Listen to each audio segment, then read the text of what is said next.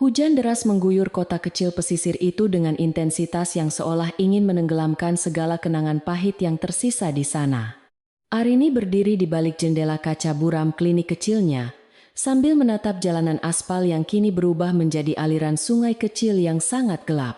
Suara guntur menggelegar di kejauhan menciptakan simfoni alam yang mencekam.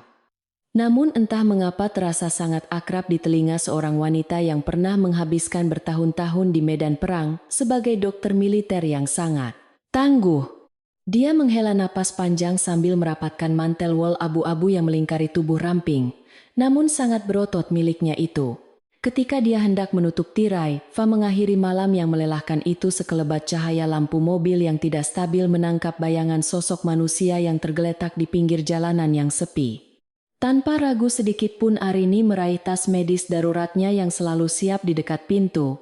Fa segera berlari menembus tirai hujan yang sangat dingin membeku. Air hujan langsung membasahi seluruh pakaiannya dalam sekejap. Namun fokus matanya hanya tertuju pada pria yang terjerembab dengan posisi yang sangat tidak wajar di atas tanah yang becek. Arini berlutut di samping tubuh itu, sambil memeriksa denyut nadi di leher pria asing tersebut. Pria itu tampak sangat pucat di bawah temaram lampu jalan yang berkedip-kedip seolah sedang sekarat karena kehilangan terlalu banyak darah segar dari luka-lukanya. Arini menyadari bahwa luka di perut pria itu bukanlah akibat kecelakaan biasa, melainkan bekas tembakan senjata api kaliber tinggi yang sangat presisi mematikan. Dengan kekuatan fisik yang luar biasa hasil latihan militer bertahun-tahun dia memapah tubuh pria jangkung itu menuju klinik kecilnya yang tersembunyi di balik rimbunnya pohon pinus. Setiap langkah terasa sangat berat karena lumpur yang licin, namun tekad Arini tidak goyah sedikit pun untuk menyelamatkan nyawa manusia di hadapannya ini. Begitu sampai di ruang operasi yang sederhana namun sangat steril, Arini segera menggunting pakaian mahal yang dikenakan pria itu dengan gerakan yang sangat cepat efisien. Dia melihat jam tangan mewah yang melingkar di pergelangan tangan pria itu serta kualitas kain jasnya yang menunjukkan status sosial yang sangat tinggi dan luar biasa. Namun bagi Arini saat ini, pria itu hanyalah seorang pasien yang nyawanya sedang berada di ujung tanduk. Fa membutuhkan tindakan medis segera tanpa penundaan. Dia menyalakan lampu operasi yang terang benderang lalu mulai membersihkan luka tembak yang terus mengeluarkan darah merah pekat di atas meja operasi tersebut. Tangannya tetap stabil, meskipun suara badai di luar sana semakin mengamuk dengan hebatnya. Seolah-olah sedang memperingatkan akan datangnya bahaya yang jauh lebih besar lagi. Arini menyuntikkan anestesi lokal dengan ketenangan seorang profesional yang sudah sering menghadapi situasi hidup mati di bawah tekanan serangan mortir yang sangat mengerikan. Pikirannya mulai menganalisis jenis peluru yang bersarang di dalam tubuh pria tampan ini sambil menyiapkan peralatan bedah yang terbuat dari baja tahan karat berkualitas tinggi. Dia tahu benar bahwa pria ini bukanlah warga sipil biasa yang tersesat di kota kecil ini, melainkan seseorang yang memiliki musuh yang sangat kuat. Proses pengambilan peluru berlangsung dengan sangat menegangkan karena posisinya yang sangat dekat dengan organ vital. Namun Arini berhasil melakukannya dengan akurasi yang sangat luar biasa hebat. Bunyi denting logam peluru yang jatuh ke dalam wadah stainless steel bergema di ruangan yang sunyi itu memberikan sedikit rasa lega bagi sang dokter wanita. Dia segera menjahit luka tersebut dengan rapi, sambil terus memantau tanda-tanda vital pria itu yang mulai berangsur-angsur stabil, meskipun masih sangat lemah sekali. Arini mengusap keringat di dahinya dengan lengan baju sambil menatap wajah pria asing yang memiliki garis rahang yang sangat tegas tampak sangat berwibawa itu. Setelah selesai dengan prosedur medis yang rumit itu, Arini berjalan menuju jendela untuk memastikan tidak ada orang yang mengikuti mereka ke tempat persembunyian yang sangat sunyi ini. Dia melihat sebuah mobil hitam mewah dengan kaca gelap perlahan-lahan melintas di depan kliniknya dengan kecepatan yang sangat rendah, seolah-olah sedang mencari sesuatu yang hilang. Insting militernya segera bergejolak memberi sinyal waspada bahwa para pemburu mungkin sudah berada di sekitar area ini untuk menyelesaikan tugas keji yang telah mereka mulai sebelumnya. Arini segera mematikan semua lampu di ruangan depan untuk menyamarkan keberadaan mereka di dalam bangunan kayu yang tampak sangat tua lapuk tersebut. Dia kembali ke sisi tempat tidur pasien untuk memastikan bahwa pria itu tidak mengalami syok pasca operasi yang bisa berakibat sangat fatal bagi keselamatannya saat ini. Arini memperhatikan detail kecil seperti tato kecil di pergelangan tangan pria itu yang menyerupai simbol keluarga konglomerat yang sangat berpengaruh di ibu kota negara ini.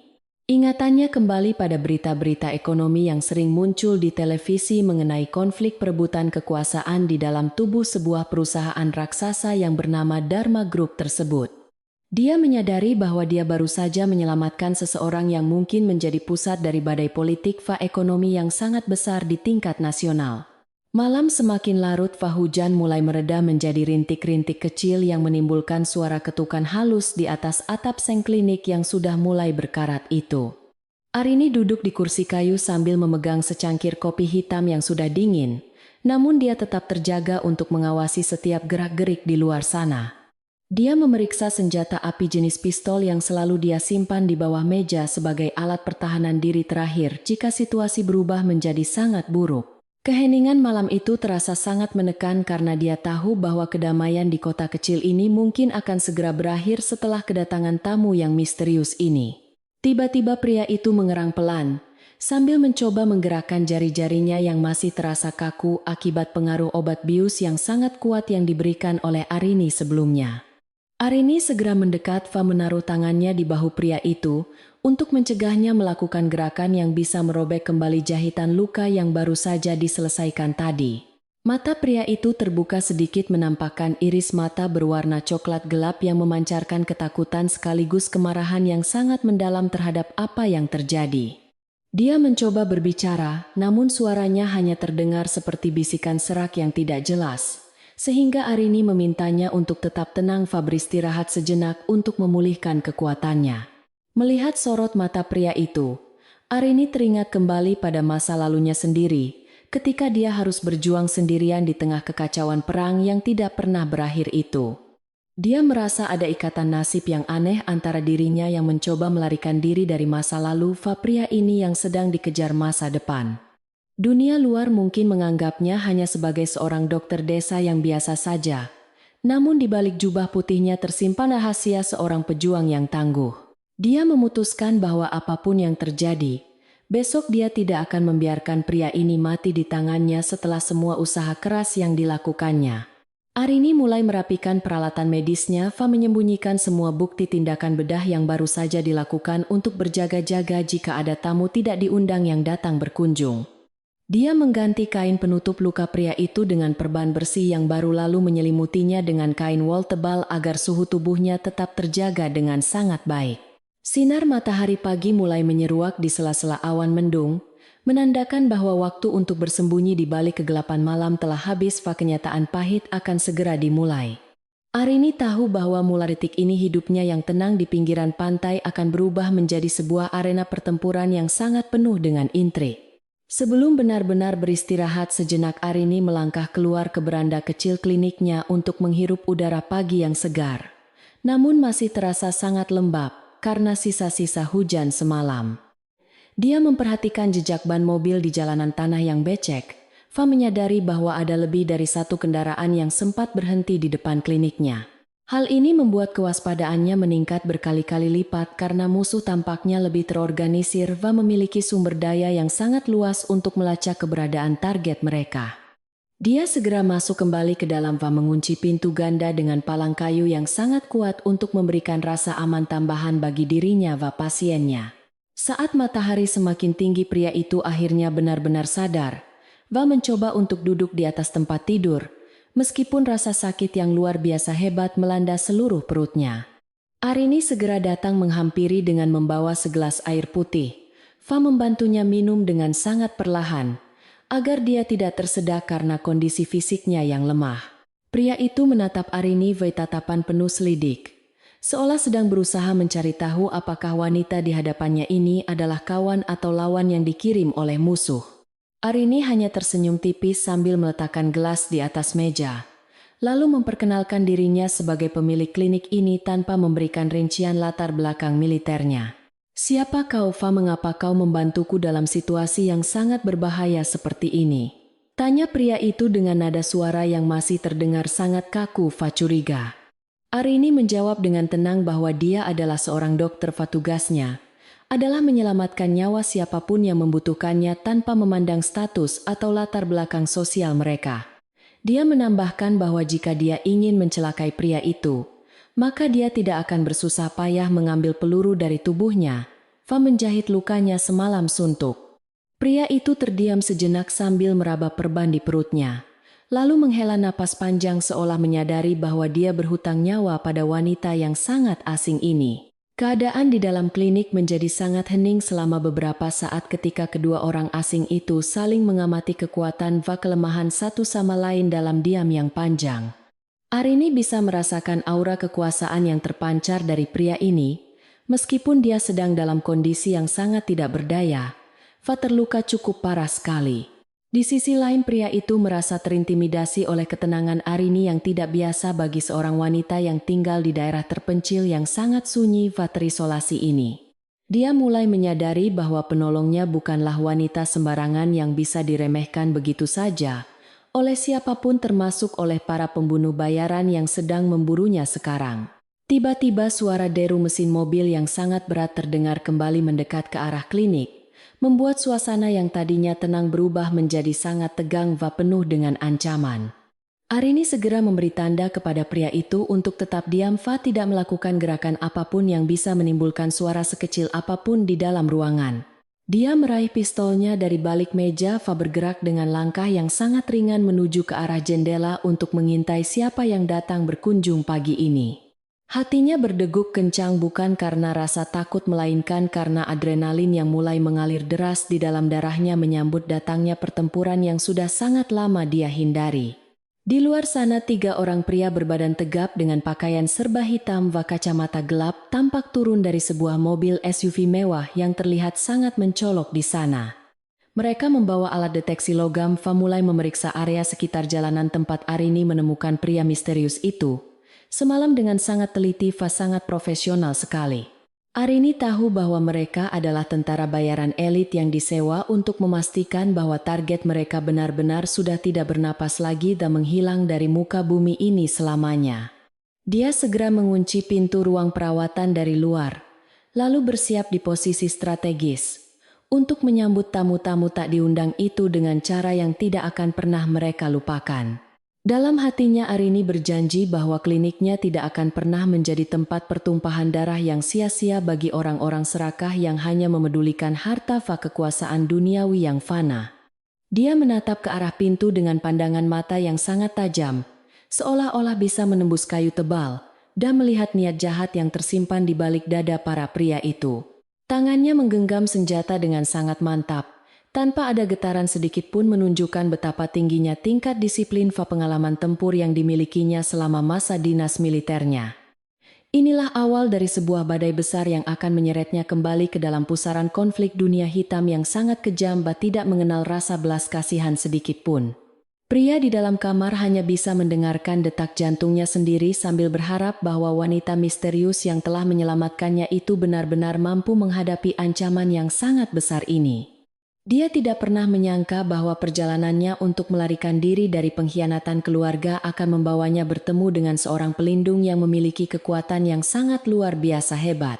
Arini berdiri tegak di balik pintu utama menunggu saat yang tepat untuk melakukan serangan kejutan yang akan menentukan nasib mereka berdua di hari yang sangat mendung ini.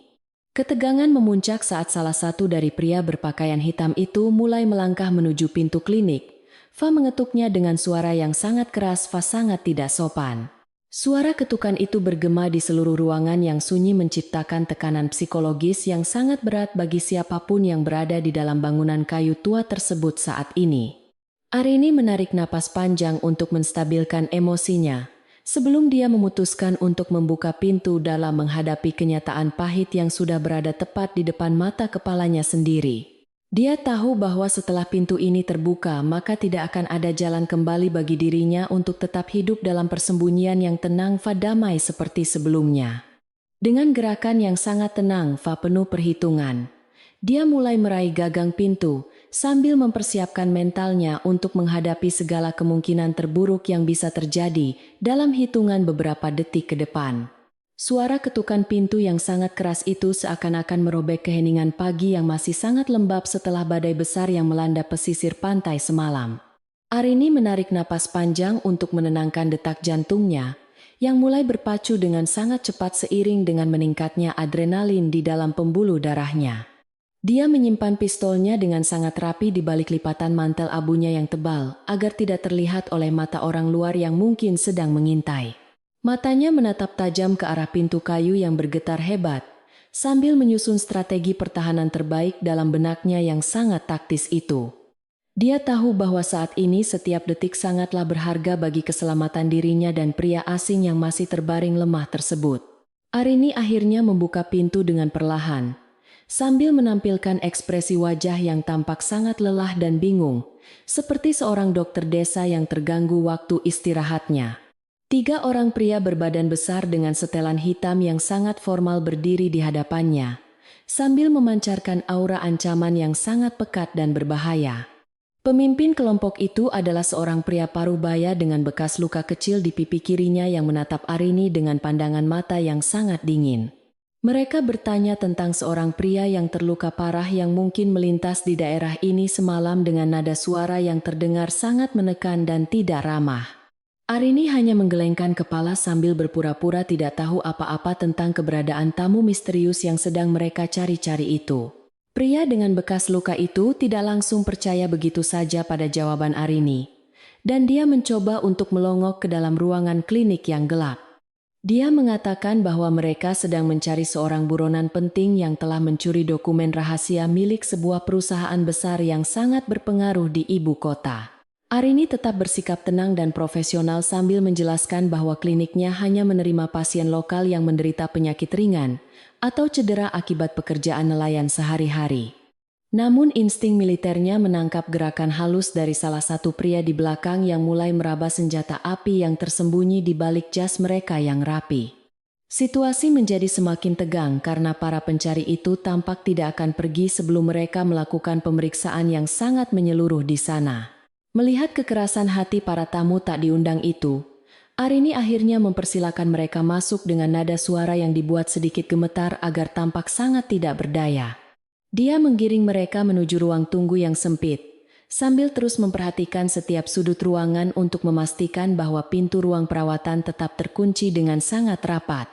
Para pria itu mulai menggeledah lemari obat dan memeriksa kolong kursi dengan kasar seolah-olah mereka memiliki otoritas penuh untuk melakukan tindakan sewenang-wenang seperti itu. Arini hanya berdiri diam di sudut ruangan sambil menghitung jumlah senjata dan memperkirakan kemampuan bertarung masing-masing orang yang ada di hadapannya saat ini dengan sangat teliti. Dia tahu bahwa dia harus bertindak sangat cepat jika salah satu dari mereka mencoba mendekati pintu kamar Adrian. Sementara itu di dalam kamar yang sunyi Adrian telah sadar sepenuhnya, dan dia bisa mendengar setiap percakapan yang terjadi di ruang tamu melalui celah pintu. Jantungnya berdegup kencang karena dia mengenal suara pria dengan bekas luka itu sebagai salah satu algojo paling kejam yang bekerja untuk pamannya. Dia merasa sangat tidak berdaya karena tubuhnya masih sangat lemah untuk melakukan perlawanan fisik yang berarti terhadap orang-orang bersenjata lengkap yang sedang memburunya. Adrian menatap pintu kamar dengan penuh kecemasan sambil bertanya-tanya apakah dokter wanita yang baru dikenalnya itu akan menyerahkannya kepada para pembunuh demi keselamatannya sendiri. Dia mulai meraba sekeliling tempat tidur untuk mencari benda tajam apapun yang bisa digunakannya sebagai senjata pertahanan terakhir yang sangat nekat. Pria berbekas luka itu berhenti tepat di depan pintu ruang perawatan yang terkunci, dan dia menatap Arini dengan senyuman sinis yang sangat merendahkan martabat wanita itu. Dia meminta Arini untuk memberikan kunci ruangan tersebut karena dia mencium bau obat bius dan cairan pembersih luka yang masih sangat segar di udara. Arini menjawab dengan suara yang sangat tegas, bahwa ruangan itu adalah area steril yang tidak boleh dimasuki oleh sembarang orang tanpa izin resmi darinya. Namun pria itu tidak memedulikan peringatan Arini, dan dia mulai mengangkat kakinya untuk menendang pintu kayu tersebut dengan kekuatan yang sangat besar dan kasar. Pada saat itulah Arini menyadari bahwa diplomasi sudah tidak berguna lagi, dan dia harus segera mengeluarkan kemampuan tempurnya yang sebenarnya. Dengan gerakan yang jauh lebih cepat daripada kedipan mata manusia biasa, Arini menarik pergelangan tangan pria itu, dan memutarnya hingga terdengar suara tulang yang patah. Dia kemudian memberikan sebuah tendangan lurus yang sangat kuat ke arah ulu hati pria kedua yang mencoba mengeluarkan pistol dari balik pinggang celananya yang hitam. Pria ketiga yang berada di posisi paling belakang terkejut, melihat transformasi dokter desa yang lemah lembut itu menjadi seorang prajurit wanita yang sangat mematikan. Arini tidak memberikan kesempatan bagi mereka untuk membalas serangannya, karena dia segera mengambil kursi kayu dan menghantamkannya ke kepala pria berbekas luka tersebut. Ruangan kecil itu seketika berubah menjadi medan pertempuran jarak pendek yang sangat brutal, namun sangat efisien bagi seorang ahli bela diri seperti Arini. Adrian yang berada di dalam kamar terperangah, mendengar suara benturan fisik dan teriakan kesakitan yang berasal dari ruang luar tanpa ada suara tembakan sedikit pun. Dia tidak menyangka bahwa wanita yang telah menjahit lukanya dengan sangat lembut itu memiliki kekuatan fisik yang mampu menumbangkan 3 pria profesional sekaligus dalam sekejap. Setelah beberapa menit yang terasa sangat panjang, keheningan kembali menyelimuti klinik tersebut, hanya menyisakan suara napas Arini yang sedikit terengah-engah karena pengerahan tenaga. Pintu kamar akhirnya terbuka perlahan, dan Arini muncul dengan beberapa noda darah di mantelnya. Namun ekspresi wajahnya tetap tenang, seperti tidak terjadi sesuatu yang luar biasa. Dia menatap Adrian dengan pandangan yang sangat dalam sambil memberikan instruksi Sing Wunkat agar dia segera bersiap untuk pergi. "Kau siapa sebenarnya dan mengapa kau bisa bertarung seperti monster yang sangat terlatih dalam taktik perang jarak dekat seperti itu?" tanya Adrian dengan penuh keheranan. Arini hanya menjawab singkat bahwa masa lalu bukanlah hal yang penting untuk dibahas saat ini karena keselamatan mereka adalah prioritas utama yang harus segera dikejar. Dia mulai mengemasi peralatan medis dasar dan beberapa botol cairan infus ke dalam sebuah tas ransel militer yang tampak sangat kuat dan tahan lama. Arini menjelaskan kepada Adrian bahwa para pria itu hanyalah unit garis depan, dan pasti akan ada gelombang pengejar yang jauh lebih besar yang akan segera datang. Adrian menyadari bahwa wanita di hadapannya ini bukan hanya seorang dokter biasa melainkan seorang pelindung yang dikirim oleh takdir untuk menyelamatkannya. Sambil membantu Adrian berdiri, Arini mulai menjelaskan bahwa identitas Adrian sebagai pewaris utama Dharma Group sudah bukan merupakan sebuah rahasia lagi bagi dirinya sejak semalam. Adrian terkejut karena dia pikir dia telah berhasil menyembunyikan identitas aslinya dengan sangat baik di bawah pakaian yang sudah compang-camping dan wajah yang penuh lumpur. Arini menunjukkan sebuah emblem kecil yang dia temukan di saku jas Adrian yang merupakan simbol eksklusif yang hanya dimiliki oleh jajaran direksi tertinggi perusahaan tersebut. Dia menambahkan bahwa dia telah mengikuti perkembangan berita tentang perselisihan internal di Dharma Group yang dipimpin oleh Bramanto, yang dikenal sangat ambisius dan sangat haus kekuasaan. Adrian akhirnya tertunduk lesu sambil mengakui bahwa posisinya saat ini memang sangat terjepit oleh pengkhianatan dari orang-orang terdekatnya sendiri. Pria itu menceritakan bagaimana pamannya sendiri yang bernama Bramanto telah menyewa tentara bayaran internasional untuk menghabisi nyawanya demi menguasai seluruh aset kekayaan keluarga yang sangat besar. Arini mendengarkan cerita itu dengan saksama, sambil terus memantau situasi di luar jendela melalui celah tirai yang terbuka sedikit untuk melihat keadaan sekitar jalan. Dia tahu bahwa melarikan diri ke kota besar dengan kondisi Adrian yang masih sangat lemah adalah sebuah tindakan yang mengandung risiko kegagalan yang sangat tinggi. Namun dia juga menyadari bahwa tetap tinggal di klinik terpencil ini hanya akan membuat mereka terkepung dan habis dibantai oleh kekuatan militer swasta milik Bramanto. Dengan pemikiran yang sangat strategis, Arini memutuskan bahwa mereka harus segera menuju ke arah hutan pegunungan yang berada di belakang pemukiman warga. Arini memberikan sebuah jaket tebal kepada Adrian untuk menutupi tubuhnya yang gemetar akibat demam pasca operasi yang mulai menyerang sistem kekebalan tubuhnya yang sedang menurun. Dia juga menyerahkan sebuah pisau lipat taktis kepada Adrian sebagai alat perlindungan diri jika suatu saat mereka harus terpisah dalam situasi yang sangat kacau nantinya. Adrian menatap pisau itu dengan tangan yang sedikit gemetar, karena seumur hidupnya dia tidak pernah menyentuh senjata atau terlibat dalam kekerasan fisik apapun. Arini memegang tangan Adrian dengan sangat erat sambil memberikan keyakinan bahwa dia akan membimbingnya keluar dari lubang jarum kematian yang sangat sempit ini. Keyakinan yang terpancar dari mata Arini membuat Adrian merasa sedikit lebih tenang dan memiliki harapan untuk bisa bertahan hidup lebih lama lagi. Mereka keluar melalui pintu belakang klinik yang langsung terhubung dengan jalan setapak kecil yang menuju ke arah perbukitan hijau yang sangat rimbun dan lebat. Arini membawa Adrian dengan langkah yang sangat hati-hati, agar tidak meninggalkan jejak kaki yang terlalu mencolok di atas tanah yang masih sangat basah dan lunak. Hujan rintik-rintik mulai turun kembali, seolah ingin membantu menyamarkan aroma tubuh mereka dari penciuman anjing pelacak yang mungkin akan segera dikerahkan oleh para pengejar. Arini terus bergerak di depan sambil memotong semak-semak yang menghalangi jalan mereka dengan menggunakan sebuah parang pendek yang sangat tajam dan sangat efisien sekali. Sesekali dia berhenti sejenak untuk mendengarkan suara hutan yang bisa memberikan informasi tentang keberadaan manusia lain yang mungkin sedang mengintai di sekitar sana. Adrian merasa sangat lelah dan nafasnya mulai terasa sangat sesak setelah berjalan selama hampir 1 jam mendaki lereng bukit yang cukup curam dan sangat licin. Dia melihat Arini yang sama sekali tidak tampak kelelahan, meskipun dia membawa beban ransel yang sangat berat dan harus menopang sebagian berat tubuh Adrian juga. Kekaguman Adrian terhadap wanita ini semakin bertambah karena dia melihat bagaimana Arini mampu membaca arah mata angin dan menggunakan tanda-tanda alam untuk navigasi. Dia mulai menyadari bahwa hidupnya yang selama ini dipenuhi dengan kemewahan dan protokol perusahaan ternyata sangat rapuh jika dihadapkan pada kerasnya hukum alam semesta ini. Arini bukan hanya menyelamatkan nyawanya secara fisik, tetapi dia juga mulai membuka mata Adrian tentang arti kekuatan yang sebenarnya di dunia. Tiba-tiba, Arini menarik Adrian untuk segera bersembunyi di balik sebuah pohon beringin besar yang memiliki akar gantung yang sangat banyak dan sangat tebal sekali. Dia memberikan isyarat dengan meletakkan jari telunjuk di depan bibirnya sebagai tanda, agar Adrian tidak mengeluarkan suara apapun atau bahkan bernapas terlalu keras. Dari kejauhan terdengar suara dengungan mesin helikopter yang sedang terbang rendah menyisir area perbukitan tersebut dengan menggunakan sensor pendeteksi panas tubuh manusia yang canggih. Arini segera menutupi tubuh Adrian dengan sebuah selimut darurat yang terbuat dari bahan khusus yang bisa memantulkan kembali radiasi inframerah agar tidak terdeteksi oleh sensor.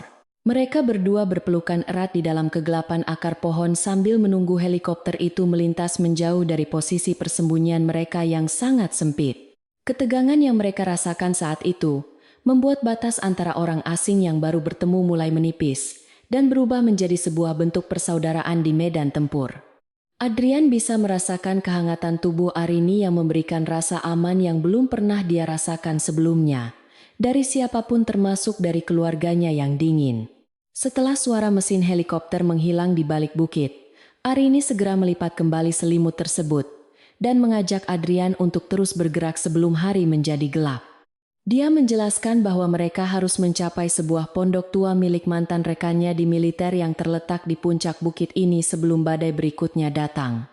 Perjalanan mereka masih sangat jauh dan penuh dengan rintangan yang mungkin tidak akan pernah bisa dibayangkan oleh pikiran orang awam sebelumnya. Di dalam benaknya Arini mulai menyusun rencana jangka panjang tentang bagaimana cara membawa Adrian kembali ke Jakarta untuk menghadapi Bramanto secara hukum dan kekuatan fisik.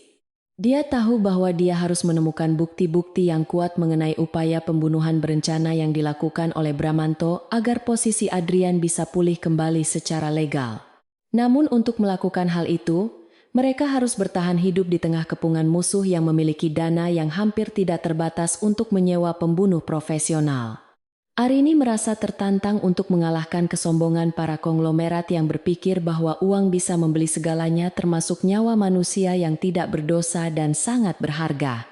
Dia menatap langit yang mendung dengan penuh tekad, seolah sedang menantang takdir buruk yang mencoba menghalangi langkah kakinya yang sangat mantap. Adrian yang berjalan di belakangnya mulai merasakan perubahan mental di dalam dirinya sendiri akibat pengaruh aura kepemimpinan yang sangat kuat yang terpancar dari sosok Arini. Dia yang tadinya merasa sangat putus asa dan ingin menyerah saja pada keadaan kini mulai merasa memiliki semangat juang untuk merebut kembali hak miliknya. Dia berjanji dalam hati bahwa jika dia berhasil melewati semua cobaan ini, maka dia akan membalas semua kebaikan Arini dengan cara yang sangat luar biasa. Namun dia juga menyadari bahwa Arini bukanlah tipe wanita yang bisa dibeli dengan uang atau perhiasan mewah, melainkan wanita yang sangat menghargai integritas diri. Hubungan mereka yang dimulai dari sebuah pertolongan di pinggir jalan kini telah berkembang menjadi sebuah aliansi strategis yang akan mengguncang pondasi kekuasaan Dharma Group. Saat malam mulai jatuh menyelimuti hutan pegunungan, mereka akhirnya sampai di sebuah pondok kayu yang tampak sangat tersembunyi di tengah rimbunnya pohon-pohon pinus yang tinggi.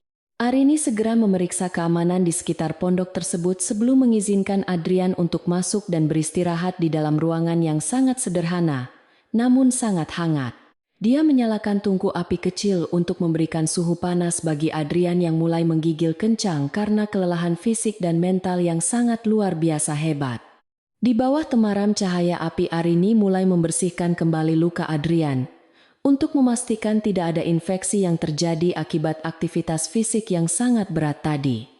Mereka berdua terdiam dalam keheningan malam yang sunyi sambil mempersiapkan diri untuk menghadapi hantu-hantu masa lalu yang akan segera datang mengejar mereka. Kesunyian di dalam pondok itu memberikan kesempatan bagi Adrian untuk bertanya kepada Arini tentang mengapa dia memilih untuk hidup menyendiri di kota terpencil seperti pesisir pantai tersebut. Arini hanya menatap api yang menari-nari di depannya sambil menjelaskan bahwa terkadang seseorang perlu menjauh dari kebisingan dunia untuk bisa mendengar suara hatinya sendiri kembali. Dia menceritakan sedikit tentang kekecewaannya pada sistem militer yang terkadang mengabaikan nilai-nilai kemanusiaan demi kepentingan politik yang sangat sempit dan sangat kotor sekali bagi dirinya. Adrian mendengarkan dengan penuh simpati sambil menyadari bahwa wanita di hadapannya ini adalah seseorang yang memiliki kedalaman jiwa yang sangat luar biasa dan sangat langka. Mereka berdua adalah jiwa-jiwa yang terluka yang sedang berusaha untuk menemukan kembali arti keberadaan mereka di tengah kekacauan dunia yang fana. Cahaya matahari pagi menyusup melalui celah dinding kayu pondok tua itu, menciptakan garis-garis emas yang menari di atas lantai berdebu yang dingin. Arini sudah terbangun sejak fajar menyingsing untuk memastikan bahwa perimeter di sekitar tempat persembunyian mereka tetap aman dari gangguan pihak luar manapun. Dia mengamati Adrian yang masih tertidur lelap dengan napas yang mulai teratur, menandakan bahwa luka tembak di perutnya mulai mengalami proses penyembuhan yang cukup signifikan. Aroma kayu pinus yang terbakar di tungku api semalam masih menyisakan kehangatan yang menyelimuti ruangan sempit itu dengan suasana yang sangat tenang, namun penuh kewaspadaan. Adrian perlahan membuka matanya dan merasakan rasa sakit yang kini berubah menjadi denyutan tumpul yang masih bisa dia tahan dengan segenap kekuatannya yang tersisa saat ini. Dia menatap langit-langit pondok sambil merenungkan betapa cepatnya nasib seorang pria yang tadinya memiliki segalanya kini menjadi seorang pelarian yang sangat malang dan tidak berdaya.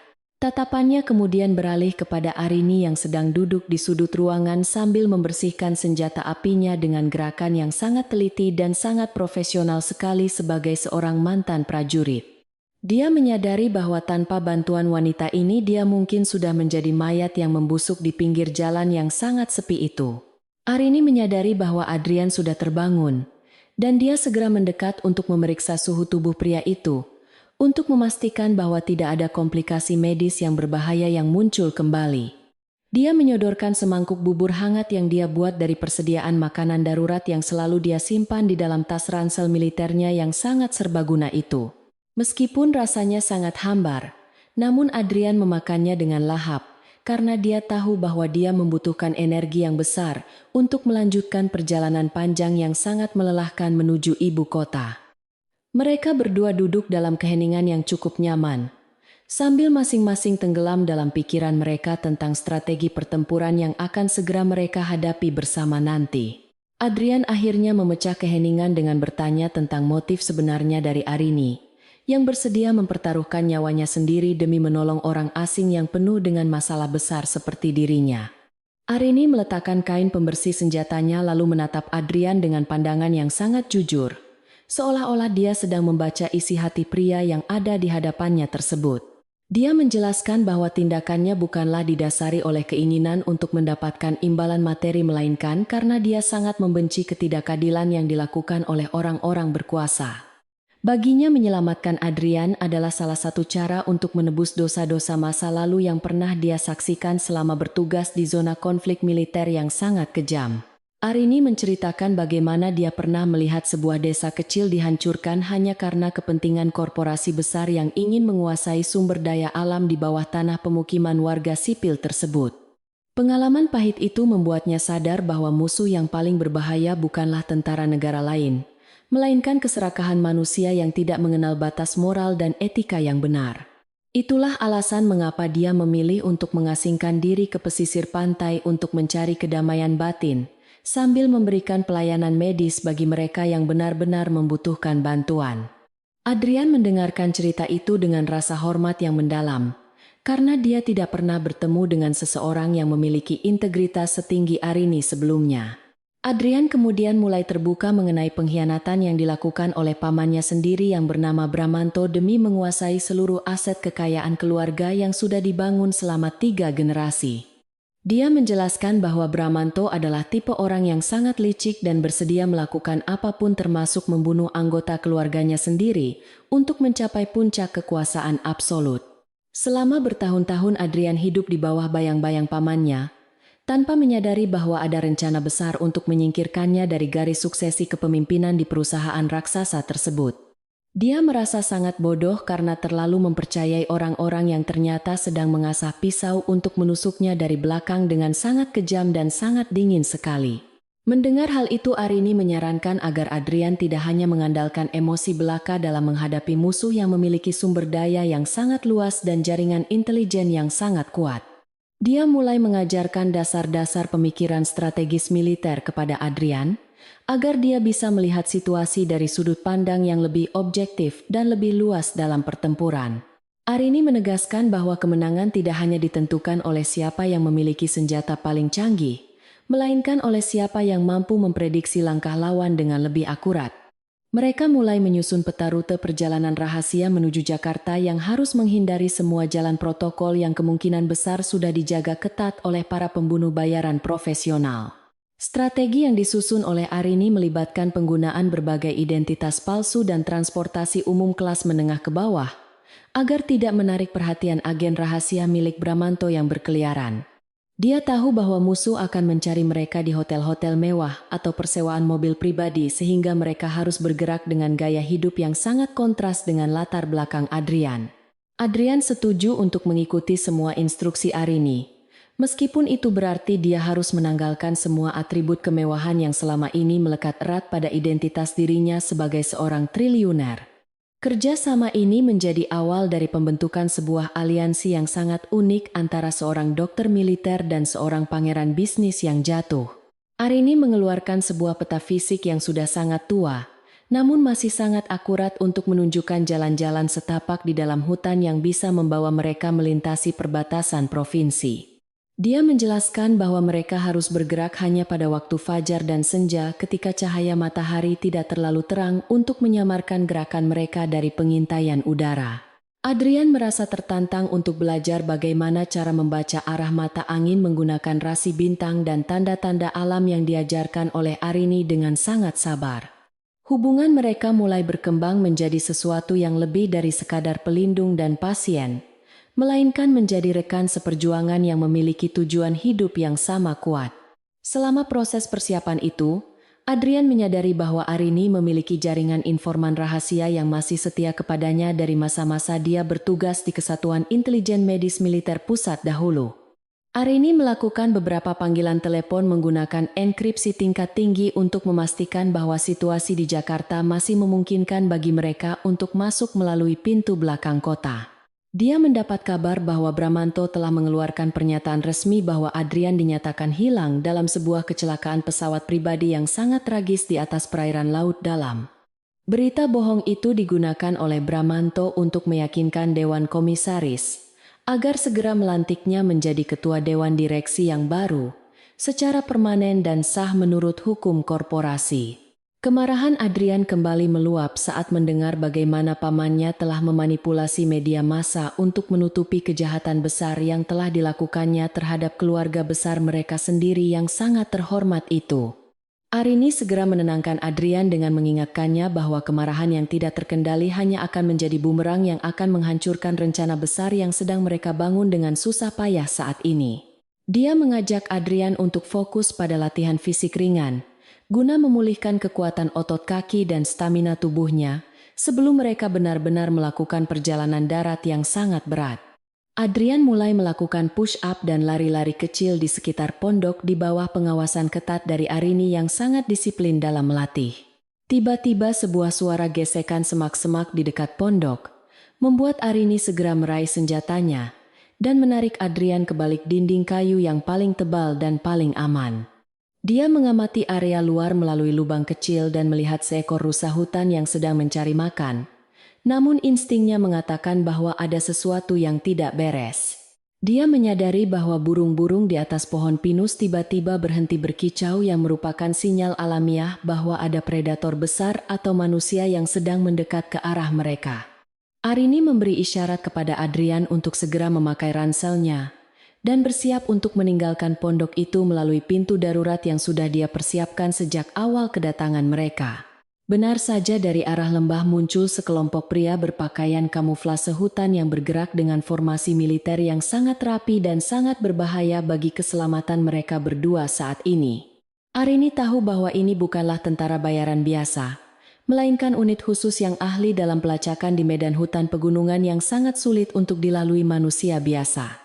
Dia memutuskan untuk meledakkan sebuah jebakan kecil di jalur utama pondok guna menciptakan pengalihan isu agar mereka bisa melarikan diri ke arah tebing curam di belakang. Adrian mengikuti langkah Arini dengan sangat disiplin, tanpa mengeluarkan suara sedikitpun meskipun rasa takut mulai merayap kembali ke dalam rongga dadanya yang masih terasa sangat perih. Ledakan kecil itu berhasil menarik perhatian para pelacak ke arah yang salah, memberikan waktu yang cukup bagi Arini dan Adrian untuk meluncur turun menggunakan tali di sisi tebing. Arini menunjukkan kemampuan teknis yang sangat luar biasa dalam menangani peralatan pendakian gunung yang membuat Adrian merasa sangat beruntung bisa berada di bawah perlindungan wanita sehebat dia. Mereka sampai di dasar lembah yang gelap dan segera berlari menyusuri aliran sungai kecil untuk menghilangkan jejak aroma tubuh agar tidak bisa dilacak oleh anjing. Arini terus memberikan instruksi dengan suara berbisik yang sangat tenang namun sangat tegas, sehingga Adrian merasa memiliki sandaran mental yang sangat kuat di tengah kekacauan. Perjalanan di dalam hutan pegunungan itu benar-benar menguras seluruh energi fisik Adrian. Namun dia tidak berani mengeluh karena melihat keteguhan hati Arini yang terus memimpin di depan mereka. Dia menyadari bahwa setiap langkah yang mereka ambil saat ini adalah langkah menuju kemerdekaan dirinya dari penindasan yang dilakukan oleh keluarga sendiri selama bertahun-tahun yang penuh kepalsuan. Arini sesekali berhenti untuk memeriksa apakah ada tanda-tanda dehidrasi pada Adrian dan memberinya tablet elektrolit agar kondisi fisiknya tidak ambruk di tengah jalan yang sangat sunyi.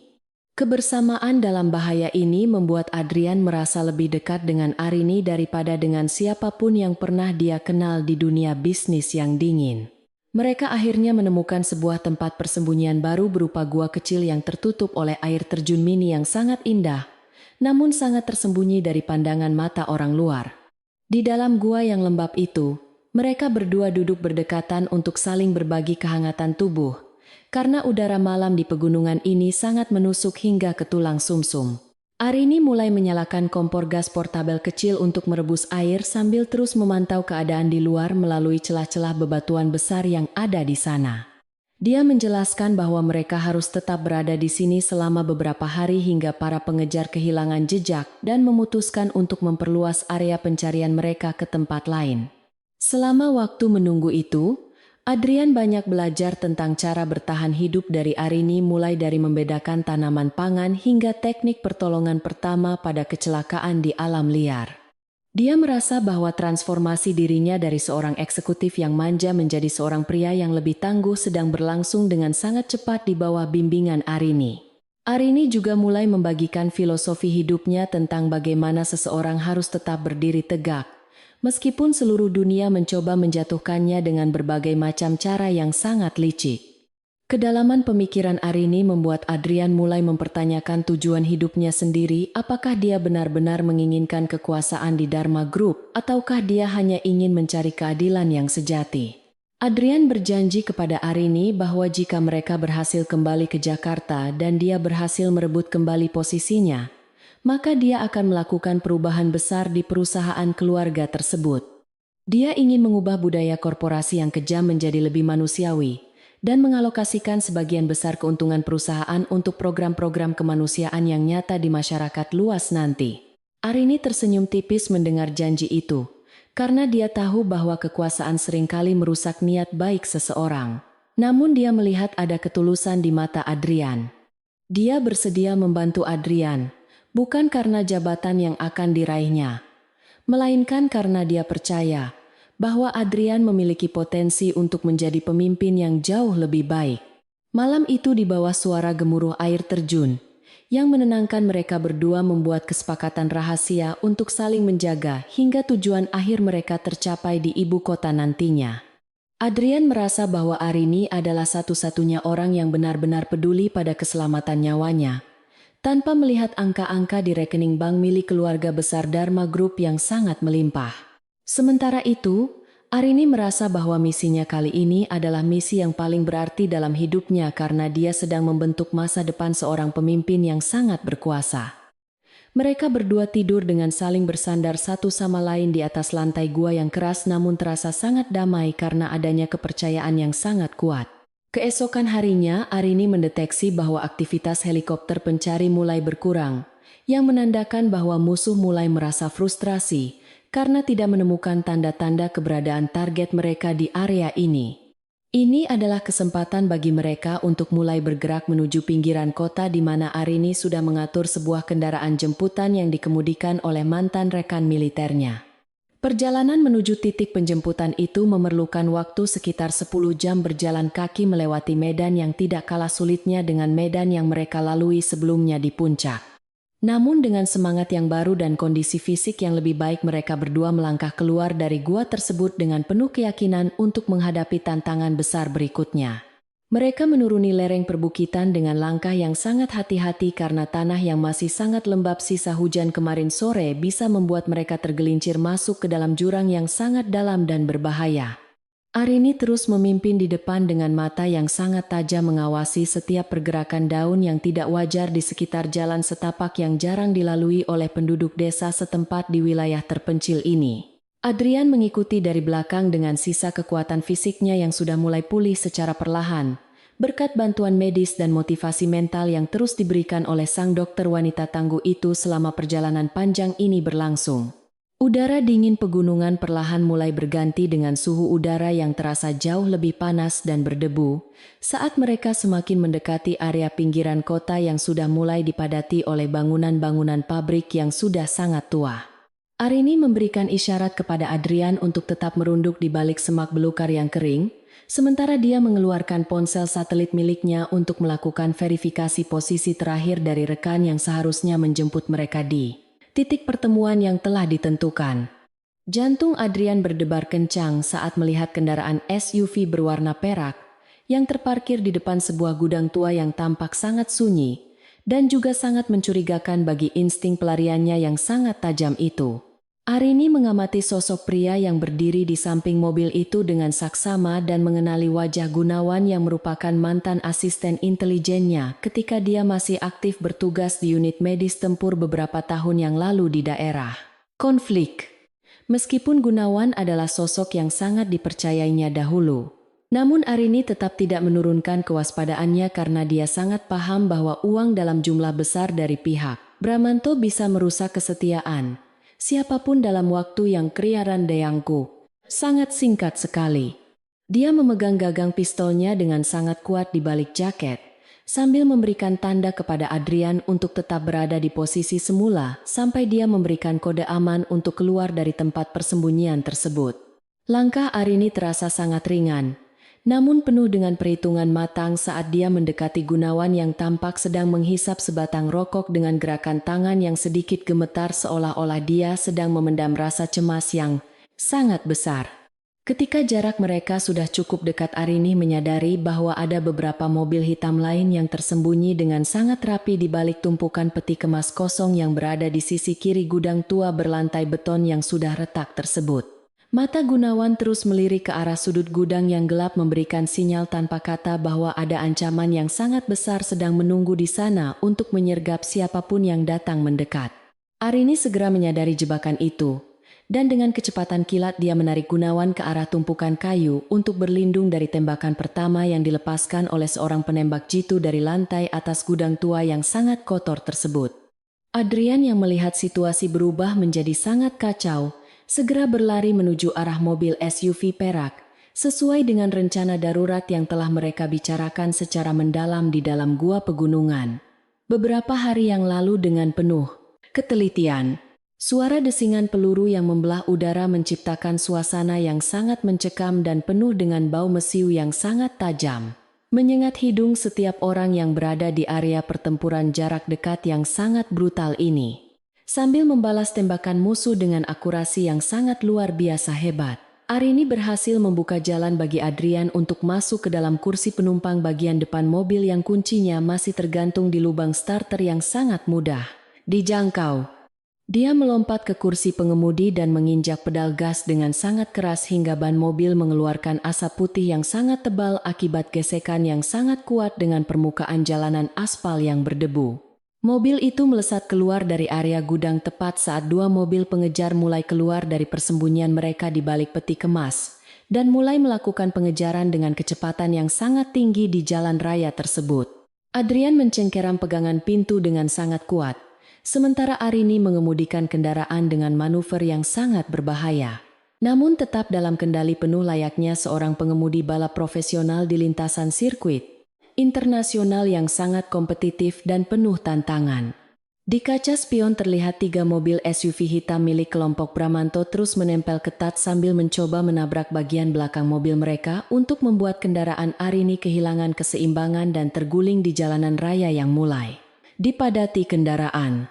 Arini tetap tenang meskipun keringat mulai mengalir di pelipisnya, karena dia tahu bahwa satu kesalahan kecil dalam mengambil keputusan kemudi bisa berakibat sangat fatal bagi keselamatan nyawa mereka berdua di tengah jalan.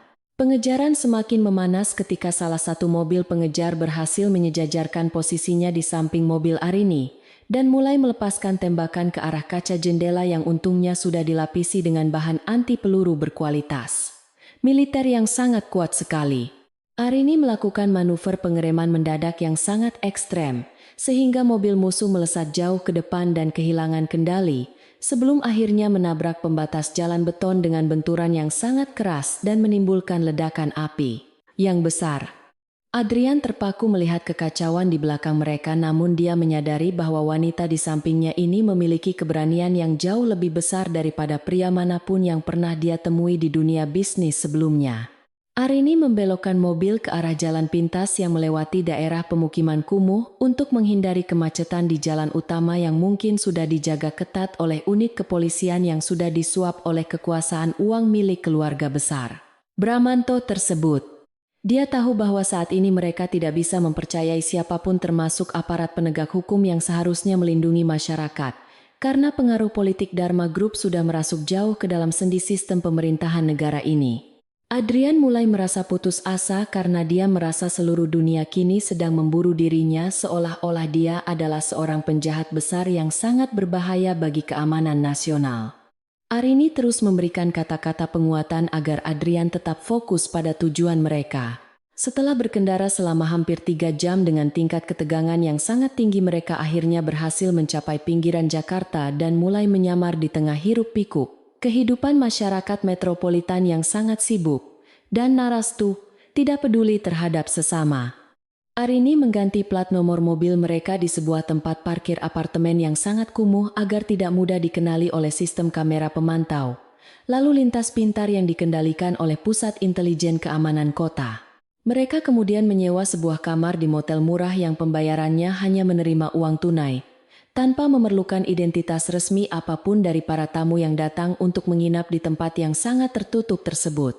Di dalam kamar motel yang kecil dan berbau lembab itu, Adrian segera menyalakan televisi untuk mencari informasi terbaru mengenai situasi di kantor pusat Dharma Group yang terletak di jantung kawasan bisnis eksklusif di ibu kota negara ini.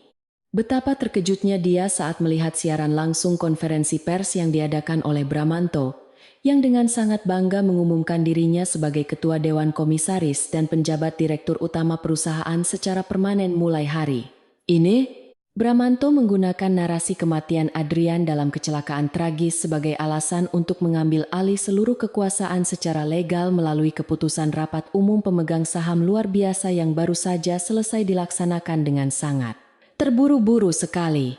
Adrian merasakan dadanya sangat sesak, dan air mata kemarahan mulai mengalir di pipinya saat melihat foto ayahnya dipajang di latar belakang panggung sebagai simbol kelanjutan dinasti yang kini sebenarnya sudah dikhianati secara keji oleh pamannya sendiri.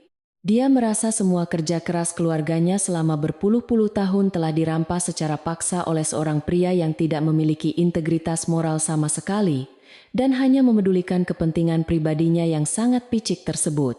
Arini mendekati Adrian dan meletakkan tangannya di bahu pria itu, sebagai bentuk dukungan moral yang sangat kuat di tengah badai emosi yang sedang melanda jiwa, sang pewaris kekayaan yang kini terbuang ini. Jangan biarkan kemarahanmu menghancurkan rencana yang sudah kita bangun karena itulah yang diinginkan oleh Bramanto, agar kau melakukan tindakan ceroboh yang bisa membuatnya memiliki alasan untuk melenyapkanmu secara sah di depan mata hukum publik nanti. Arini menjelaskan bahwa kemenangan Bramanto saat ini hanyalah bersifat sementara dan sangat rapuh karena mereka masih memiliki kartu as berupa bukti digital yang tidak disadari oleh pihak lawan selama masa pengejaran yang sangat intens ini berlangsung. Adrian menatap Arini dengan penuh harapan dan bertanya bukti apa yang dimaksud oleh wanita itu karena seingatnya dia tidak sempat membawa dokumen penting apapun saat melarikan diri dari rumah lamanya tersebut. Arini tersenyum tipis sambil mengeluarkan sebuah perangkat penyimpanan data kecil yang dia ambil dari saku jaket pria yang sebelumnya mencoba membunuh Adrian di dalam gudang tua pinggiran kota yang penuh dengan jebakan mematikan tadi pagi. Ternyata salah satu pengejar itu membawa sebuah ponsel pintar yang berisi rekaman instruksi suara asli dari Bramanto untuk melakukan eksekusi mati terhadap Adrian di tempat manapun tanpa perlu membawa kembali mayatnya ke ibu kota. Bukti suara ini sudah lebih dari cukup untuk menyeret Bramanto ke balik jeruji besi atas tuduhan percobaan pembunuhan berencana dan konspirasi kejahatan tingkat tinggi terhadap anggota keluarga kandungnya sendiri yang sangat dihormati masyarakat. Namun Arini memperingatkan bahwa mereka tidak bisa langsung menyerahkan bukti ini kepada polisi. Karena mereka harus memastikan bahwa bukti ini diputar di hadapan seluruh dewan komisaris dan media massa secara serentak agar tidak bisa dimanipulasi. Strategi mereka adalah menyusup ke dalam gedung Dharma Group pada saat acara pelantikan resmi Bramanto yang akan dihadiri oleh banyak tokoh penting negara dan kolega bisnis internasional dari berbagai belahan dunia yang sangat luas. Adrian merasa ide itu sangat gila dan hampir mustahil untuk dilakukan mengingat sistem keamanan gedung pusat perusahaan mereka adalah salah satu yang terbaik dan paling ketat di seluruh wilayah Asia Tenggara saat ini. Arini mulai membedah denah arsitektur gedung Dharma Group yang dia dapatkan dari peretasan jaringan data publik dan menunjukkan beberapa titik lemah pada sistem ventilasi udara serta lift layanan khusus yang sering diabaikan petugas keamanan. Dia menjelaskan bahwa keberanian dan elemen kejutan adalah kunci utama untuk menembus pertahanan lawan yang merasa sudah berada di atas angin dan mulai menjadi sangat sombong karena menganggap musuh sudah benar-benar mati. Adrian mulai belajar cara menggunakan perangkat pengacak sinyal frekuensi radio yang diberikan oleh Arini guna melumpuhkan sementara sistem alarm elektronik yang ada di setiap lantai gedung perkantoran mewah yang sangat modern tersebut. Malam itu mereka berdua tidak tidur karena harus mempersiapkan segala peralatan teknis dan mental guna menghadapi hari esok yang akan menjadi penentu masa depan hidup Adrian dan juga harga diri Arini sebagai seorang pejuang keadilan sejati. Arini memotong rambut Adrian dan memberikan pakaian pelayan hotel yang sangat pas untuk menyamarkan identitasnya sebagai salah satu staf catering yang akan bertugas di acara pesta mewah yang diselenggarakan oleh pihak Bramanto tersebut. Dia sendiri akan menyamar sebagai salah seorang petugas kebersihan khusus yang memiliki akses ke ruang mesin pusat untuk mengendalikan sistem pencahayaan dan suara di dalam ruang aula utama pertemuan Dewan Direksi. Selama persiapan itu Adrian menyadari bahwa Arini bukan hanya sekadar membantu dirinya karena tugas medis semata melainkan karena wanita ini memiliki dendam pribadi yang tersembunyi terhadap praktik korupsi dan ketidakadilan yang dilakukan kelompok korporat. Dia berjanji di dalam hatinya bahwa jika rencana ini berhasil maka dia akan menggunakan seluruh pengaruhnya untuk membersihkan nama baik Arini dan membantunya mendapatkan kembali posisi terhormat yang pernah dia miliki di masa lalu militer. Dahulu, Mereka saling menatap dengan penuh kepercayaan dan pengertian yang mendalam tanpa perlu mengucapkan banyak kata yang mungkin hanya akan merusak suasana konsentrasi. Mereka yang sangat tinggi menjelang operasi penyusupan besar ini. Jakarta menyambut mereka dengan kemacetan yang luar biasa parah dan cahaya lampu neon yang sangat terang benderang seolah-olah ingin menutupi kegelapan yang tersimpan di balik gedung-gedung, pencakar langit yang menjulang tinggi ke angkasa. Luar yang kelam. Arini mengarahkan kendaraan mereka menuju daerah pemukiman padat penduduk di mana keberadaan mobil mewah mereka tidak akan terlalu mencolok di antara ribuan kendaraan roda dua yang memenuhi setiap jengkal jalanan sempit yang berliku tersebut di sana. Dia memarkir mobil di sebuah garasi bawah tanah yang sudah sangat tua dan tidak terurus untuk menghilangkan jejak dari sistem pengawasan kamera pengintai elektronik yang tersebar di seluruh penjuru kota metropolitan ini. Pagi harinya dengan langkah yang sangat mantap dan penuh percaya diri mereka berdua bergerak menuju gedung pencakar langit Dharma Group yang berdiri dengan sangat megahnya di antara gedung-gedung mewah lainnya di kawasan pusat bisnis Jakarta. Adrian merasa jantungnya seolah ingin melompat keluar dari rongga dadanya saat dia melangkah melewati gerbang pemeriksaan keamanan yang dijaga oleh puluhan pria berbadan tegap dengan seragam hitam yang sangat rapi dan menakutkan. Namun Arini yang berjalan di sampingnya memberikan isyarat mata yang menenangkan seolah-olah ingin mengatakan bahwa semuanya akan berjalan sesuai dengan rencana yang sudah mereka susun dengan sangat teliti dan sangat matang tersebut. Di dalam lift menuju lantai puncak, Adrian melihat bayangan dirinya di cermin, dan dia hampir tidak mengenali pria yang ada di sana. Karena wajahnya kini memancarkan ketegasan yang belum pernah ada sebelumnya dalam hidupnya yang manja. Dia teringat kembali pada setiap tetes darah dan keringat yang dia keluarkan selama masa pelarian bersama Arini di hutan pegunungan yang sangat liar dan penuh dengan tantangan fisik yang sangat berat itu. Dia bukan lagi Adrian yang lemah dan bergantung pada harta kekayaan orang tuanya, melainkan seorang pria yang siap bertarung untuk merebut kembali kehormatan keluarganya yang telah dinodai oleh pengkhianat yang sangat keji tersebut. Pintu lift terbuka dan babak baru pertempuran dimulai tepat di hadapan mata mereka berdua yang penuh semangat. Di dalam sebuah gudang tua yang tersembunyi di kawasan industri pinggiran Jakarta yang sangat sunyi dan berdebu. Arini menatap Adrian dengan pandangan yang sangat tajam dan penuh dengan tuntutan yang sangat disiplin. Ruangan itu dulunya adalah basis logistik rahasia milik unit intelijen medis militer yang kini sudah tidak aktif lagi, namun masih memiliki peralatan yang sangat memadai untuk melakukan pelatihan intensif bagi seorang pemula seperti Adrian. Dinding-dinding beton yang sudah mulai retak itu seolah-olah menjadi saksi bisu atas transformasi besar yang sedang diupayakan oleh Arini terhadap karakter sang pewaris tunggal kerajaan bisnis yang sangat rapuh. Arini tidak memberikan toleransi sedikitpun terhadap keluhan fisik yang keluar dari mulut Adrian selama sesi latihan fisik dan mental yang sangat melelahkan tersebut, berlangsung dari pagi hingga malam hari tanpa henti. Dia ingin memastikan bahwa Adrian memiliki ketahanan psikologis yang cukup kuat untuk menghadapi tekanan mental dari Bramanto yang dikenal sangat ahli dalam memanipulasi emosi lawan bicaranya di meja perundingan bisnis yang sangat kaku. Adrian harus belajar bagaimana cara mengendalikan detak jantung dan ekspresi wajahnya, agar tidak mudah terbaca oleh musuh yang memiliki jaringan intelijen yang sangat luas di seluruh penjuru kota besar yang penuh intrik ini. Fokus latihan beralih pada penguasaan teknologi pengacak sinyal dan alat komunikasi rahasia yang akan digunakan untuk menembus sistem keamanan berlapis di gedung Dharma Group yang sangat modern tersebut pada saat hari besar nanti.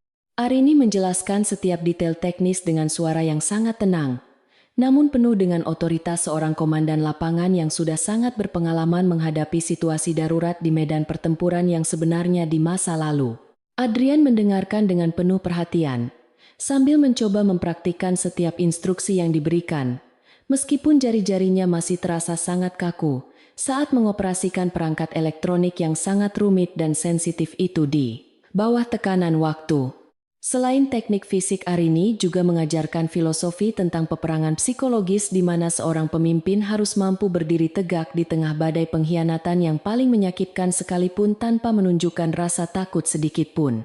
Juga, dia memaksa Adrian untuk menceritakan kembali momen saat dia ditembak dan dikhianati oleh pamannya, agar dia bisa menetralisir rasa trauma yang masih menghantui pikirannya setiap kali dia memejamkan mata di malam hari. Adrian awalnya merasa sangat tersiksa dengan metode ini, namun secara perlahan dia mulai menyadari bahwa menghadapi ketakutan adalah satu-satunya jalan menuju kekuatan sejati yang tidak akan pernah bisa dihancurkan musuh. Perubahan fisik Adrian mulai terlihat sangat nyata setelah melewati minggu pertama pelatihan yang sangat ekstrem di bawah bimbingan tangan besi dari seorang dokter militer wanita yang sangat luar biasa hebat tersebut. Bahunya menjadi lebih tegap dan tatapan matanya yang tadinya penuh dengan keraguan kini telah berganti menjadi sorot mata seorang pejuang yang siap merebut kembali tahta yang telah dicuri secara paksa oleh pengkhianat. Dia bukan lagi seorang pemuda kaya yang hanya tahu cara menandatangani dokumen, melainkan seorang pria yang paham cara bertahan hidup di tengah kepungan musuh yang memiliki senjata lengkap dan sangat mematikan. Selama waktu istirahat yang sangat singkat, Arini seringkali membagikan pengalamannya tentang bagaimana dia bertahan hidup di zona perang tanpa bantuan logistik yang memadai dari pusat komando militer yang sangat lamban. Cerita-cerita tersebut memberikan perspektif baru bagi Adrian tentang nilai sebuah perjuangan dan pentingnya memiliki kepercayaan terhadap diri sendiri sebelum mengharapkan bantuan dari orang lain yang mungkin saja memiliki agenda tersembunyi di baliknya. Mereka mulai membangun sebuah ikatan batin yang sangat kuat di mana kata-kata tidak lagi diperlukan untuk saling memahami niat dan tujuan yang ingin dicapai bersama dalam operasi berbahaya ini. Persiapan rencana serangan ke gedung Dharma Group dilakukan dengan sangat teliti menggunakan maket bangunan yang dibuat secara manual oleh Arini, berdasarkan ingatan dan data peretasan satelit yang sangat akurat sekali. Mereka memetakan setiap rute pelarian dan titik buta kamera pengawas yang akan mereka gunakan untuk menyusup ke dalam ruang rapat utama Dewan Komisaris pada saat acara pelantikan resmi sedang berlangsung. Adrian dituntut untuk menghafal setiap sudut koridor dan waktu pergantian jadwal penjagaan petugas keamanan agar tidak ada ruang bagi kesalahan sekecil apapun yang bisa menggagalkan rencana besar yang sudah disusun ini. Arini menekankan bahwa senjata utama mereka bukanlah pistol atau alat canggih lainnya, melainkan kebenaran yang akan mereka ungkapkan di hadapan publik dan para investor internasional yang akan hadir di acara pesta tersebut. Dia membantu Adrian menyusun pidato yang sangat kuat dan penuh dengan bukti-bukti tak terbantahkan mengenai kejahatan Bramanto, agar tidak ada lagi celah bagi sang paman untuk berkelit dari tuduhan hukum yang akan segera datang. Mereka juga menyiapkan sistem penyiaran daring yang akan meretas seluruh layar monitor di dalam gedung untuk menayangkan bukti kejahatan tersebut secara serentak ke seluruh penjuru dunia melalui jaringan internet satelit. Suasana di dalam gudang tua itu menjadi sangat tegang. Ketika hari pelantikan yang sudah dinanti-nantikan tersebut tinggal menyisakan waktu kurang dari 24 jam saja bagi mereka untuk melakukan persiapan terakhir secara menyeluruh. Adrian berdiri di depan cermin besar sambil memandangi dirinya sendiri, dan dia merasa seolah-olah orang yang ada di dalam cermin itu adalah orang asing yang memiliki jiwa yang sangat berani. Arini datang menghampiri dan memberikan sebuah jam tangan khusus yang berfungsi sebagai alat pelacak dan pemancar sinyal darurat jika situasi di dalam gedung berubah menjadi sangat kacau dan tidak terkendali. Ingatlah bahwa kau adalah darah asli keluarga Dharma dan tidak ada satupun orang di dunia ini yang berhak mengambil kehormatanmu jika kau sendiri tidak mengizinkannya terjadi kepada dirimu sendiri hari ini. Kalimat yang diucapkan Arini itu seakan-akan menjadi bensin yang membakar semangat juang di dalam dada Adrian hingga dia merasa siap untuk menghadapi 1000 orang tentara bayaran milik Bramanto, sekalipun dengan tangan kosong. Arini menatap Adrian dengan bangga karena dia melihat produk dari pelatihannya telah berhasil mengubah seorang pecundang menjadi seorang pemenang yang sangat tangguh dan memiliki visi yang sangat jelas untuk masa depan nanti. Malam terakhir sebelum operasi penyusupan dimulai mereka habiskan dengan melakukan pemeriksaan ulang terhadap semua peralatan elektronik dan persenjataan yang akan mereka bawa masuk ke dalam jantung kekuasaan musuh yang sangat angkuh. Arini memastikan bahwa tidak ada satupun detail yang terlewatkan mulai dari pakaian yang akan mereka gunakan hingga kode akses pintu darurat yang sudah mereka dapatkan melalui proses peretasan yang sangat sulit sebelumnya. Ketegangan yang dirasakan saat ini sangat berbeda dengan rasa takut yang dialami Adrian pada malam dia ditemukan terluka di pinggir jalan karena sekarang dia merasa memiliki kontrol penuh. Mereka berdua duduk berdampingan di atas lantai beton, sambil menatap peta gedung Dharma Group yang sudah penuh dengan coretan tinta merah sebagai simbol rute serangan strategis yang harus mereka lalui besok pagi. Arini menceritakan bahwa ini mungkin akan menjadi operasi terakhirnya sebelum dia benar-benar pensiun dari dunia penuh kekerasan ini dan kembali ke kehidupannya yang tenang di pinggir pantai yang sangat indah dan damai. Adrian tersenyum sambil berjanji bahwa dia akan memastikan Arini mendapatkan tempat tinggal yang paling nyaman dan aman sebagai bentuk penghargaan atas semua pengorbanan yang telah diberikan wanita itu selama ini. Percakapan itu perlahan-lahan berubah menjadi sebuah pengakuan jujur tentang perasaan yang mulai tumbuh di antara mereka selama masa-masa sulit yang penuh dengan ancaman kematian dan pengejaran yang tidak ada habisnya ini. Namun mereka berdua cukup dewasa untuk menyadari bahwa saat ini bukanlah waktu yang tepat untuk membahas masalah asmara, karena tugas besar di depan mata jauh lebih penting daripada perasaan pribadi masing-masing individu. Mereka saling memberikan janji untuk tetap bertahan hidup apapun yang terjadi besok, agar mereka bisa memiliki kesempatan untuk membicarakan masa depan dalam suasana yang jauh lebih tenang dan tanpa rasa takut lagi. Pagi buta pun tiba, dan Jakarta mulai menggeliat dengan hiruk-pikuk suara kendaraan yang memenuhi jalanan protokol menuju pusat bisnis, di mana gedung megah Dharma Group berdiri dengan angkuhnya seolah-olah sedang menantang dunia luar. Arini dan Adrian sudah mengenakan seragam penyamaran mereka yang sangat rapi, dan mulai bergerak menuju titik awal penyusupan dengan menggunakan sebuah mobil box catering yang sudah mereka siapkan sebelumnya dengan sangat hati-hati. Di dalam mobil box tersebut terdapat semua peralatan canggih yang akan mereka gunakan untuk melumpuhkan sistem pertahanan gedung dan memberikan kejutan besar yang tidak akan pernah dilupakan oleh Bramanto dan kroni-kroninya yang korup. Adrian merasakan aliran adrenalin yang sangat deras di dalam nadinya saat mobil mereka memasuki gerbang pemeriksaan keamanan gedung yang dijaga oleh petugas dengan alat pendeteksi logam dan anjing pelacak yang sangat terlatih sekali. Berkat latihan yang sangat intens dari Arini, dia mampu bersikap sangat tenang dan memberikan senyuman ramah kepada para petugas keamanan, seolah-olah dia benar-benar seorang pekerja catering yang biasa bekerja di sana. Arini yang bertindak sebagai pengemudi memberikan instruksi melalui earpiece kecil yang terpasang di telinga Adrian untuk tetap fokus pada rencana utama dan tidak terpengaruh oleh gangguan suara dari lingkungan sekitar. Setelah berhasil masuk ke area parkir bawah tanah, mereka segera keluar dari mobil dan mulai bergerak menuju lift layanan khusus yang akan membawa mereka langsung ke lantai distribusi utilitas di atas aula utama. Langkah kaki mereka terdengar sangat ritmis dan penuh percaya diri saat mereka menyusuri lorong-lorong sempit yang dipenuhi dengan pipa-pipa besar dan kabel listrik tegangan tinggi yang menyuplai energi ke seluruh bangunan. Pencakar langit ini. Arini menggunakan alat peretas genggam untuk membuka kunci elektronik di setiap pintu yang mereka lalui dengan kecepatan yang sangat luar biasa seakan-akan dia sudah sangat sering melakukan tindakan penyusupan semacam ini sebelumnya. Mereka sampai di ruang kontrol utilitas yang letaknya tepat berada di atas plafon ruang pertemuan utama Dewan Komisaris di mana Bramanto sedang memberikan pidato pembukaan acara pelantikan dengan nada suara yang penuh kesombongan. Adrian bisa mendengar suara pamannya melalui pengeras suara yang bergema di seluruh ruangan, dan dia merasakan kemarahan yang terkendali mulai muncul kembali di dalam hatinya yang kini sudah jauh lebih kuat.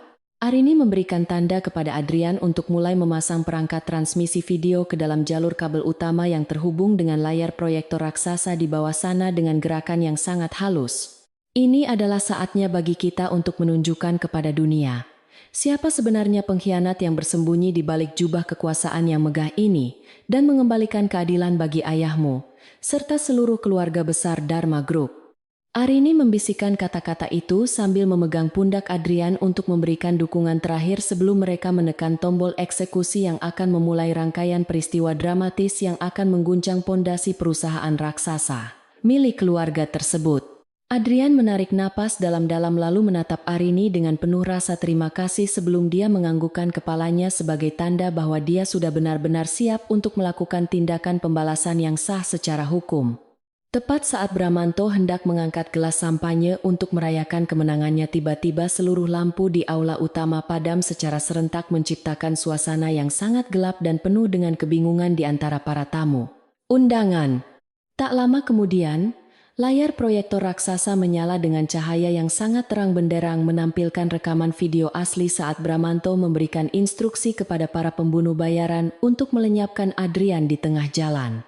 Suara Bramanto yang sangat jelas dan dingin bergema di seluruh ruangan, membuat semua orang yang hadir terdiam 1000 bahasa karena terkejut, melihat bukti kejahatan yang sangat nyata dan tidak terbantahkan. Tersebut muncul tiba-tiba. Wajah Bramanto seketika berubah menjadi sangat pucat, seperti mayat saat dia menyadari bahwa rencananya yang sempurna telah hancur berantakan di hadapan mata ratusan orang penting dan media massa internasional yang meliput. Dia mencoba memerintahkan petugas keamanan untuk mematikan layar tersebut. Namun Arini sudah memblokir semua sistem kendali dari ruang utilitas, sehingga tidak ada satupun orang yang bisa menghentikan penayangan video tersebut. Di tengah kekacauan itu, Adrian muncul dari balik tirai panggung dengan mengenakan setelan jas mewah yang sangat pas menunjukkan keberadaannya yang masih hidup dan sehat di depan kerumunan orang yang sangat terperangah. Kehadiran Adrian seperti sebuah ledakan bom yang mengguncang seluruh aula utama gedung Dharma Group dan membuat semua orang berdiri untuk memberikan perhatian penuh kepada sang pewaris sah yang baru saja kembali. Bramanto berdiri mematung di atas podium dengan tangan yang gemetar hebat. Sementara Adrian melangkah maju dengan penuh wibawa untuk menghadapi pengkhianat yang telah menghancurkan hidupnya dan membunuh rasa kepercayaannya terhadap keluarga. Arini mengamati situasi dari atas melalui celah ventilasi, sambil tetap memegang senjatanya untuk memastikan tidak ada pengawal pribadi Bramanto yang mencoba melakukan tindakan nekat untuk melukai Adrian di tengah panggung yang ramai. Adrian mengambil mikrofon dari tangan Bramanto yang masih terpaku, dan dia mulai berbicara dengan suara yang sangat tenang, namun penuh dengan kekuatan yang mampu menggetarkan jiwa siapapun yang mendengarkan pidatonya saat itu juga. Dia menyatakan bahwa hari ini adalah hari berakhirnya tirani pengkhianatan di dalam tubuh Dharma Group dan dimulainya era baru yang berlandaskan pada integritas dan kejujuran yang telah lama hilang dari perusahaan.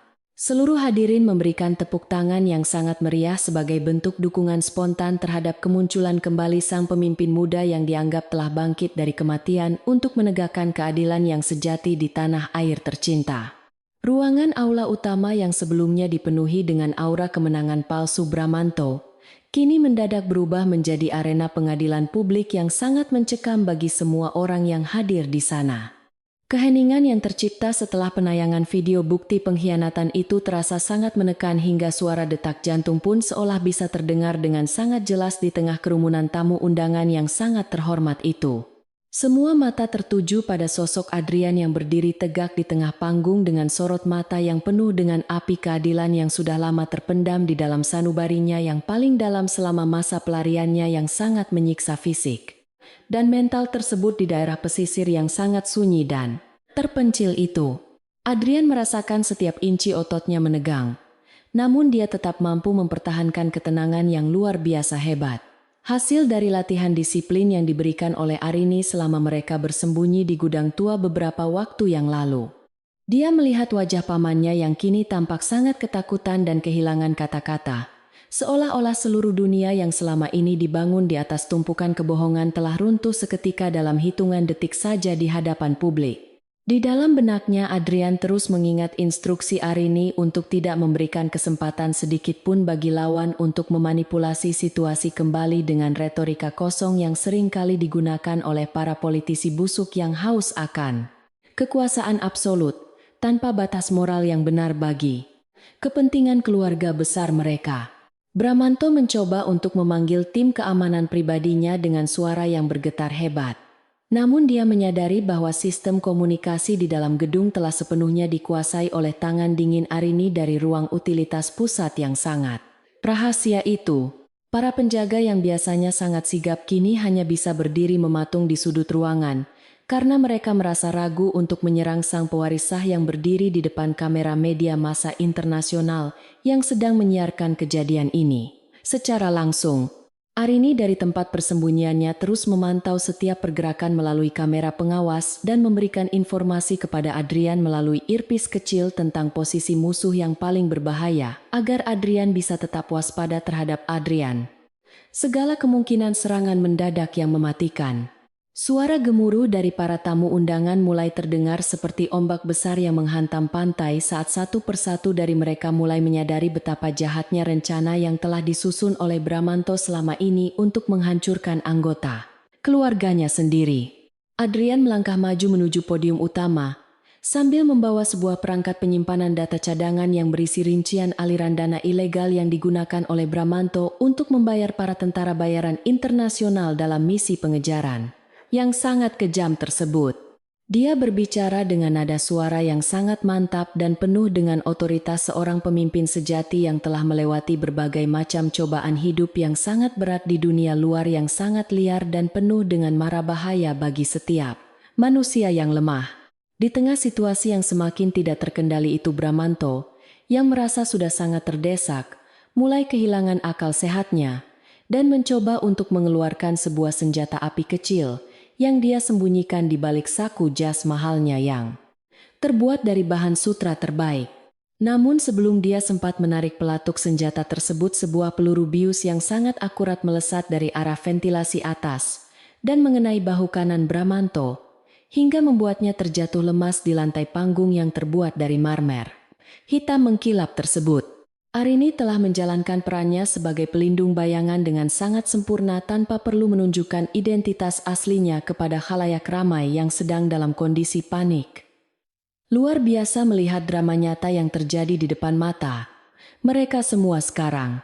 Adrian segera memberikan isyarat kepada pihak aparat penegak hukum yang sebenarnya sudah berada di dalam gedung tersebut dengan menyamar sebagai petugas catering dan staf kebersihan berkat bantuan jaringan informasi rahasia milik Arini.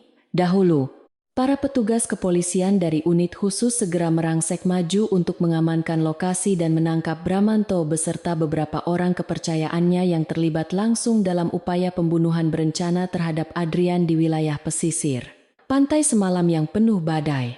Sorot lampu kamera wartawan terus berkedip, tanpa henti menangkap setiap momen kehancuran sang diktator korporat yang selama ini dianggap sebagai sosok yang tak tersentuh oleh hukum negara.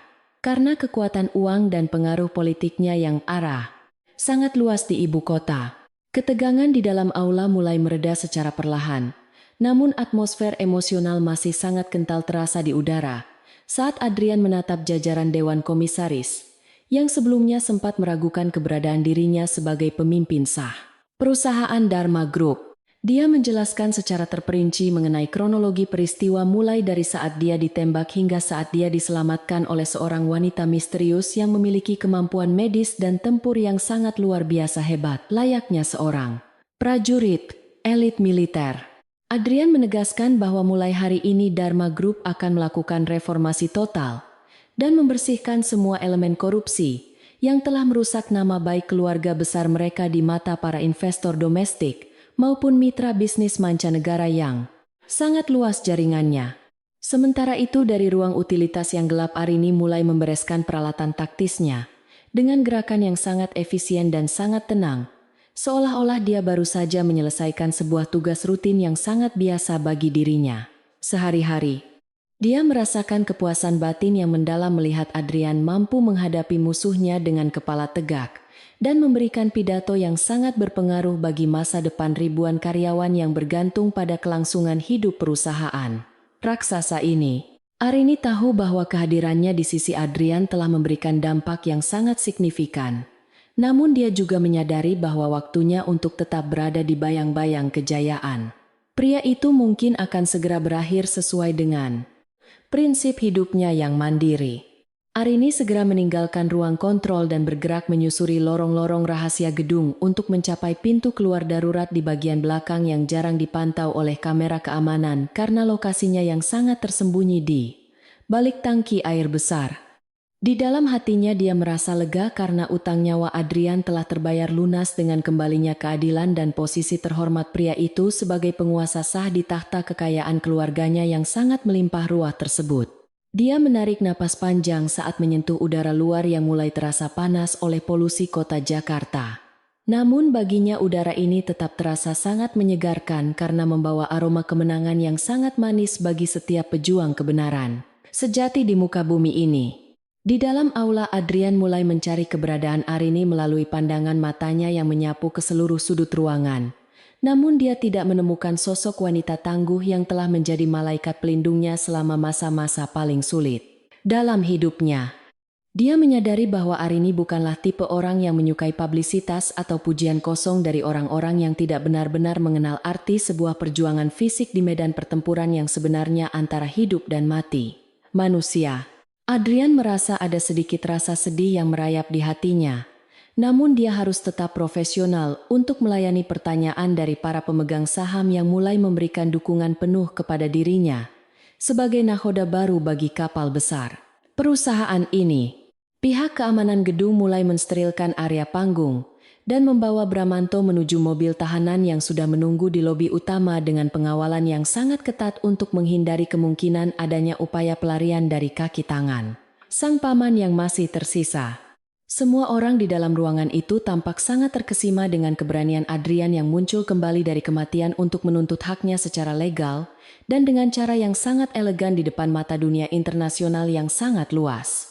Berita mengenai kejatuhan dinasti Bramanto segera menyebar ke seluruh penjuru negeri melalui jaringan televisi kabel dan media sosial, menciptakan gelombang kejutan ekonomi yang sangat besar di pasar saham nasional pada sore hari yang sangat bersejarah tersebut. Adrian duduk sejenak di kursi kepemimpinan yang baru saja dia rebut kembali, sambil memandangi map dokumen yang ada di depannya dengan perasaan yang sangat campur aduk antara rasa bangga dan rasa rindu kepada sosok Arini.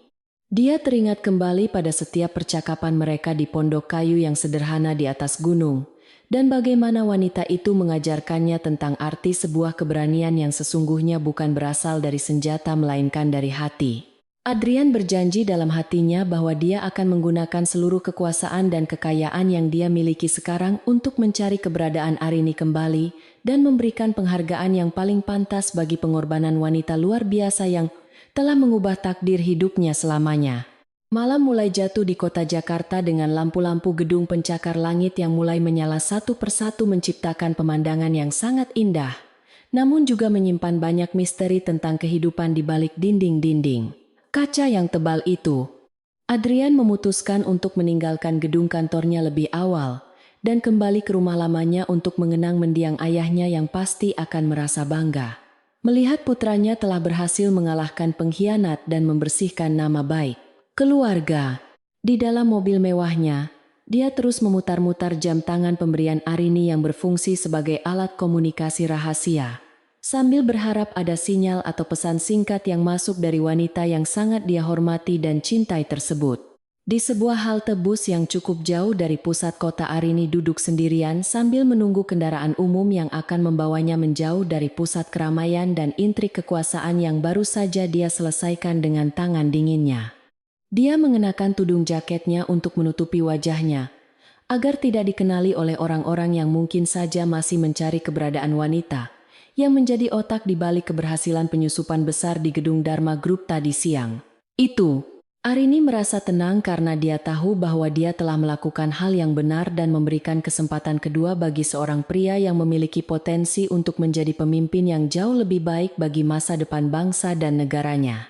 Bus yang dia nantikan akhirnya datang, dan Arini melangkah masuk ke dalam kendaraan yang penuh dengan penumpang dari berbagai latar belakang sosial yang tampak lelah setelah seharian bekerja keras untuk menyambung hidup mereka masing-masing.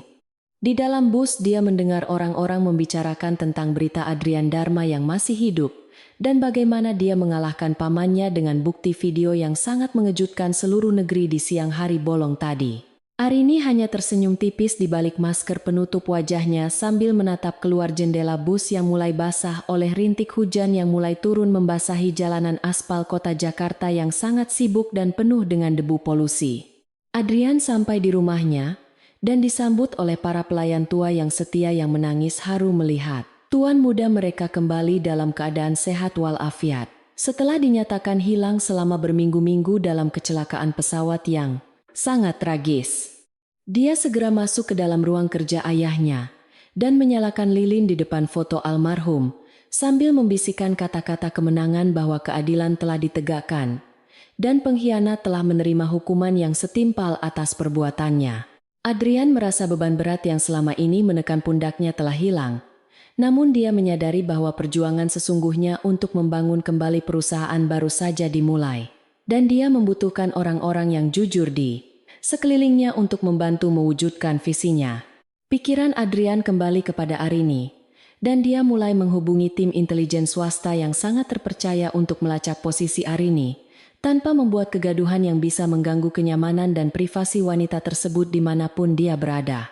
Saat ini, dia tahu bahwa Arini adalah seorang ahli dalam menyamarkan jejak, namun dia yakin bahwa dengan sumber daya yang dia miliki sekarang, dia pasti akan mampu menemukan kembali wanita yang telah menjadi bagian tak terpisahkan dari jiwanya tersebut.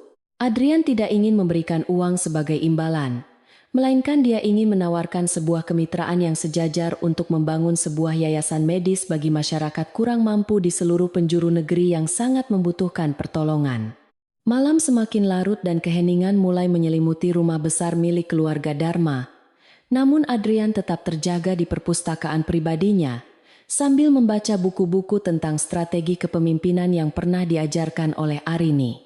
Selama mereka berada di hutan, dia merasa bahwa setiap kalimat dalam buku tersebut kini memiliki makna yang jauh lebih dalam dan relevan dengan situasi yang dia hadapi, sekarang sebagai seorang direktur utama dari sebuah perusahaan multinasional yang sangat besar. Adrian menyadari bahwa Arini bukan hanya menyelamatkan fisiknya saja, melainkan dia juga telah menyelamatkan mental dan jiwanya dari keputusasaan yang hampir saja menghancurkan masa depan hidupnya yang sangat berharga bagi banyak orang lain di sekitarnya. Di tempat lain Arini telah sampai di sebuah motel murah di pinggiran kota, dan dia segera membersihkan dirinya dari sisa-sisa debu petualangan hari ini, sambil merencanakan langkah selanjutnya untuk kembali ke kliniknya di pesisir pantai. Dia merasa bahwa misinya di Jakarta telah selesai, dan dia merindukan suara deburan ombak serta ketenangan suasana desa nelayan yang telah menjadi rumah keduanya selama beberapa tahun terakhir dalam masa pengasingan dirinya itu. Arini membuka tas ranselnya dan melihat sebuah kompas kecil pemberian ayahnya yang selalu mengingatkannya untuk selalu berjalan ke arah kebenaran meskipun jalan yang harus dilalui sangatlah terjal dan penuh dengan onak duri yang menyakitkan kaki. Besok pagi dia akan mulai melakukan perjalanan panjang kembali ke pelabuhan, dan meninggalkan semua kemewahan serta hiruk-pikuk ibu kota yang penuh dengan kepalsuan dan ambisi manusia yang tidak pernah mengenal rasa puas akan harta. Arini merasa bahagia dengan hidupnya yang sederhana namun penuh dengan integritas karena dia tahu bahwa kekayaan sejati bukanlah terletak pada angka di rekening bank, melainkan pada kedamaian hati nurani yang selalu terjaga. Dia mematikan lampu kamar motelnya dan segera tertidur lelap dengan perasaan yang sangat lega karena dia tahu bahwa dia telah membantu melahirkan seorang pemimpin baru yang akan membawa kebaikan bagi banyak orang di masa depan nanti. Adrian Dharma duduk di kursi kebesaran di kantor pusat Dharma Group, sambil menatap matahari terbit yang sangat indah dari balik jendela kaca raksasa di lantai paling atas gedung pencakar langit tersebut. Dia merasakan beban tanggung jawab yang sangat besar di pundaknya untuk mengembalikan integritas perusahaan yang telah dinodai oleh pengkhianatan keji Bramanto selama beberapa bulan terakhir yang sangat penuh dengan intrik politik korporat. Meskipun dia sekarang memiliki kekuasaan dan kekayaan yang luar biasa melimpah namun, hatinya merasa ada sesuatu yang sangat hampa karena sosok wanita tangguh yang telah menyelamatkan nyawanya telah menghilang tanpa jejak. Proses pembersihan elemen korupsi di dalam tubuh perusahaan raksasa itu dilakukan dengan sangat tegas dan tanpa kompromi sedikitpun terhadap siapapun yang terlibat dalam konspirasi jahat milik Bramanto sebelumnya. Adrian bekerja sama dengan pihak kepolisian dan auditor internasional untuk melacak setiap aliran dana ilegal yang pernah digunakan oleh pamannya untuk menyuap para pejabat pemerintah dan menyewa tentara bayaran yang sangat kejam. Dia ingin memastikan bahwa Dharma Group bukan lagi menjadi sarang bagi para pengkhianat, melainkan menjadi tempat yang penuh dengan kejujuran dan martabat tinggi bagi seluruh karyawan yang sudah bekerja sangat keras. Pengadilan terhadap Bramanto menjadi berita utama di seluruh negeri selama berminggu-minggu karena banyaknya bukti rekaman video dan dokumen digital yang berhasil dikumpulkan oleh Arini selama masa pelarian mereka yang sangat dramatis. Bramanto akhirnya dijatuhi hukuman penjara seumur hidup tanpa kemungkinan remisi karena terbukti melakukan upaya pembunuhan berencana dan penggelapan dana perusahaan dalam skala yang sangat besar dan merugikan banyak pihak investor. Adrian menghadiri setiap persidangan dengan wajah yang sangat tenang, namun penuh dengan ketegasan seorang pemimpin yang telah melewati berbagai macam cobaan hidup, yang sangat pahit dan sangat mendewasakan karakter pribadinya. Sambil memegang jam tangan taktis yang pernah diberikan oleh Arini kepadanya, Adrian seringkali melamun tentang masa-masa sulit yang mereka lalui bersama di tengah hutan pegunungan yang sangat liar dan berbahaya. Dia menyadari bahwa Arini bukan hanya sekadar penolong medis biasa, melainkan seorang mentor kehidupan yang telah mengubah cara pandangnya terhadap dunia yang selama ini dia anggap hanya sebatas angka keuntungan bisnis. Kekayaan yang dia miliki sekarang terasa sangat tidak berarti jika dia tidak bisa berbagi kesuksesan ini dengan wanita yang telah mempertaruhkan seluruh hidupnya demi menegakkan keadilan yang sangat murni tersebut. Di sisi lain pantai yang sangat jauh dari hiruk-pikuk ibu kota Jakarta yang sangat sibuk, Arini kembali menjalankan aktivitasnya sebagai seorang dokter desa di klinik kecilnya yang sangat sederhana dan tenang. Suara deburan ombak dan aroma garam di udara memberikan kedamaian batin yang tidak pernah dia temukan di tengah kemewahan gedung pencakar langit yang penuh dengan kepalsuan manusia yang sangat serakah akan harta. Dia baru saja selesai mengobati seorang nelayan tua yang terluka akibat jaring ikan, sambil tetap waspada terhadap setiap pergerakan orang asing yang datang berkunjung ke kota kecil pesisir tersebut. Arini seringkali melihat berita di televisi tentang kesuksesan Adrian Dharma dalam memimpin reformasi besar di perusahaan keluarganya yang kini mulai mendapatkan kepercayaan kembali dari para investor internasional yang sangat luas jaringannya. Dia merasa sangat bangga melihat pria yang dulu dia temukan bersimbah darah di pinggir jalan kini telah bertransformasi menjadi seorang pemimpin yang sangat berwibawa dan memiliki visi kemanusiaan yang sangat jelas. Meskipun ada rasa rindu yang sesekali muncul di dalam hatinya, namun Arini memilih untuk tetap rendah hati dan tidak ingin mengganggu kehidupan baru Adrian yang sekarang sudah sangat mapan sekali. Pagi itu, Arini sedang merapikan beberapa botol obat di dalam lemari kaca ketika dia mendengar suara mesin mobil mewah yang berhenti tepat di depan pintu masuk kliniknya yang biasanya sangat sepi pengunjung. Dia menghentikan aktivitasnya sejenak dan merasakan firasat yang sangat kuat bahwa tamu yang datang kali ini bukanlah pasien biasa yang ingin mencari pengobatan medis ringan dari dirinya seperti warga lokal lainnya. Arini perlahan berjalan menuju pintu depan sambil menyiapkan mentalnya untuk menghadapi siapapun yang datang dengan langkah kaki yang terdengar sangat mantap dan penuh dengan rasa percaya diri yang sangat tinggi. Pintu kayu tua itu terbuka perlahan dan menampakkan sosok pria jangkung dengan setelan jas hitam yang sangat rapi, namun tanpa mengenakan dasi berdiri di ambang pintu, sambil memberikan senyuman yang sangat tulus. Adrian Dharma berdiri di sana dengan mata yang berbinar, karena rasa bahagia yang tidak bisa dia sembunyikan lagi setelah berminggu-minggu melakukan pencarian intensif menggunakan tim intelijen swasta yang sangat profesional. Arini hanya bisa terpaku diam selama beberapa saat sambil menatap wajah pria yang telah dia selamatkan dari ambang kematian yang sangat mengerikan di malam badai yang sangat gelap dan penuh petir. Keheningan yang menyelimuti mereka berdua di depan pintu klinik itu terasa sangat magis, seolah-olah waktu sedang berhenti berputar untuk memberikan kesempatan bagi mereka untuk saling melepas kerinduan yang sangat mendalam. Adrian melangkah masuk ke dalam ruangan yang berbau antiseptik tersebut dan mulai berbicara dengan nada suara yang sangat lembut untuk mengungkapkan rasa terima kasih yang belum sempat dia sampaikan secara resmi dahulu. Dia menceritakan bagaimana hidupnya telah berubah total sejak pertemuan mereka dan bagaimana dia sekarang sedang berusaha untuk menjadi manusia yang jauh lebih baik bagi kepentingan masyarakat luas yang sedang membutuhkan bantuan. Adrian menjelaskan bahwa kedatangannya kali ini bukan hanya untuk sekadar berkunjung, melainkan untuk menawarkan sebuah kemitraan besar dalam membangun sebuah yayasan medis internasional bagi penduduk di daerah terpencil yang sangat kekurangan. Dia ingin Arini menjadi direktur utama di yayasan tersebut, agar visi kemanusiaan yang mereka bicarakan di atas gunung dahulu bisa segera terwujud menjadi sebuah kenyataan yang memberikan manfaat bagi banyak orang.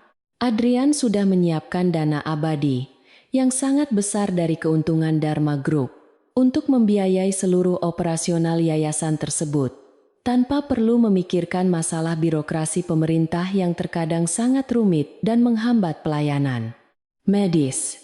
Mendengar tawaran yang sangat mulia tersebut, Arini tersenyum tipis sambil menatap mata Adrian yang memancarkan kejujuran dan integritas yang sangat tinggi sebagai seorang pria yang kini sudah benar-benar menjadi dewasa.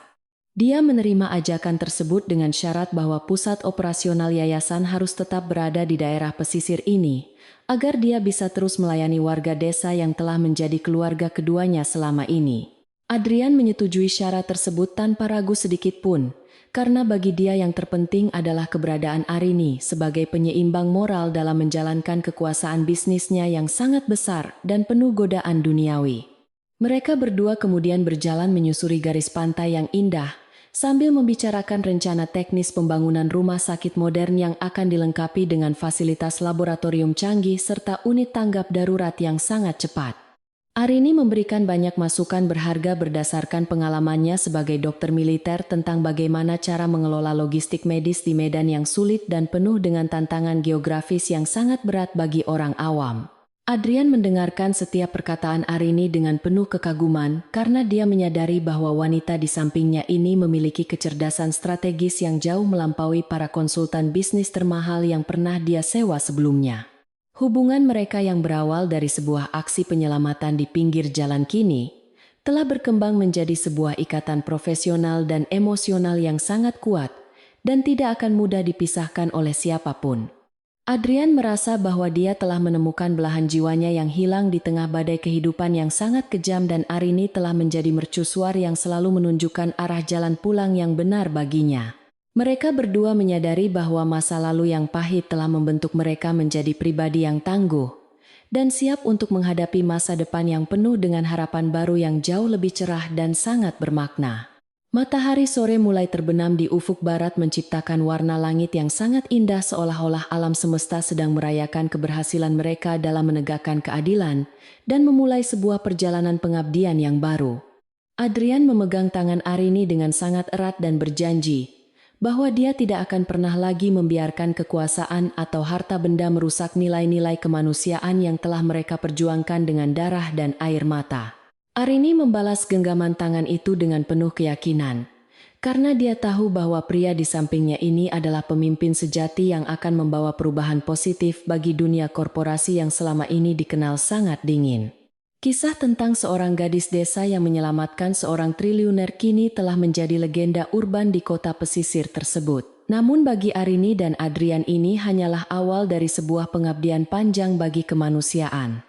Mereka membuktikan bahwa keberanian dan kejujuran akan selalu menemukan jalannya untuk mengalahkan kegelapan pengkhianatan meskipun musuh memiliki kekuatan yang sangat besar dan sumber daya yang hampir tidak terbatas di tangan mereka.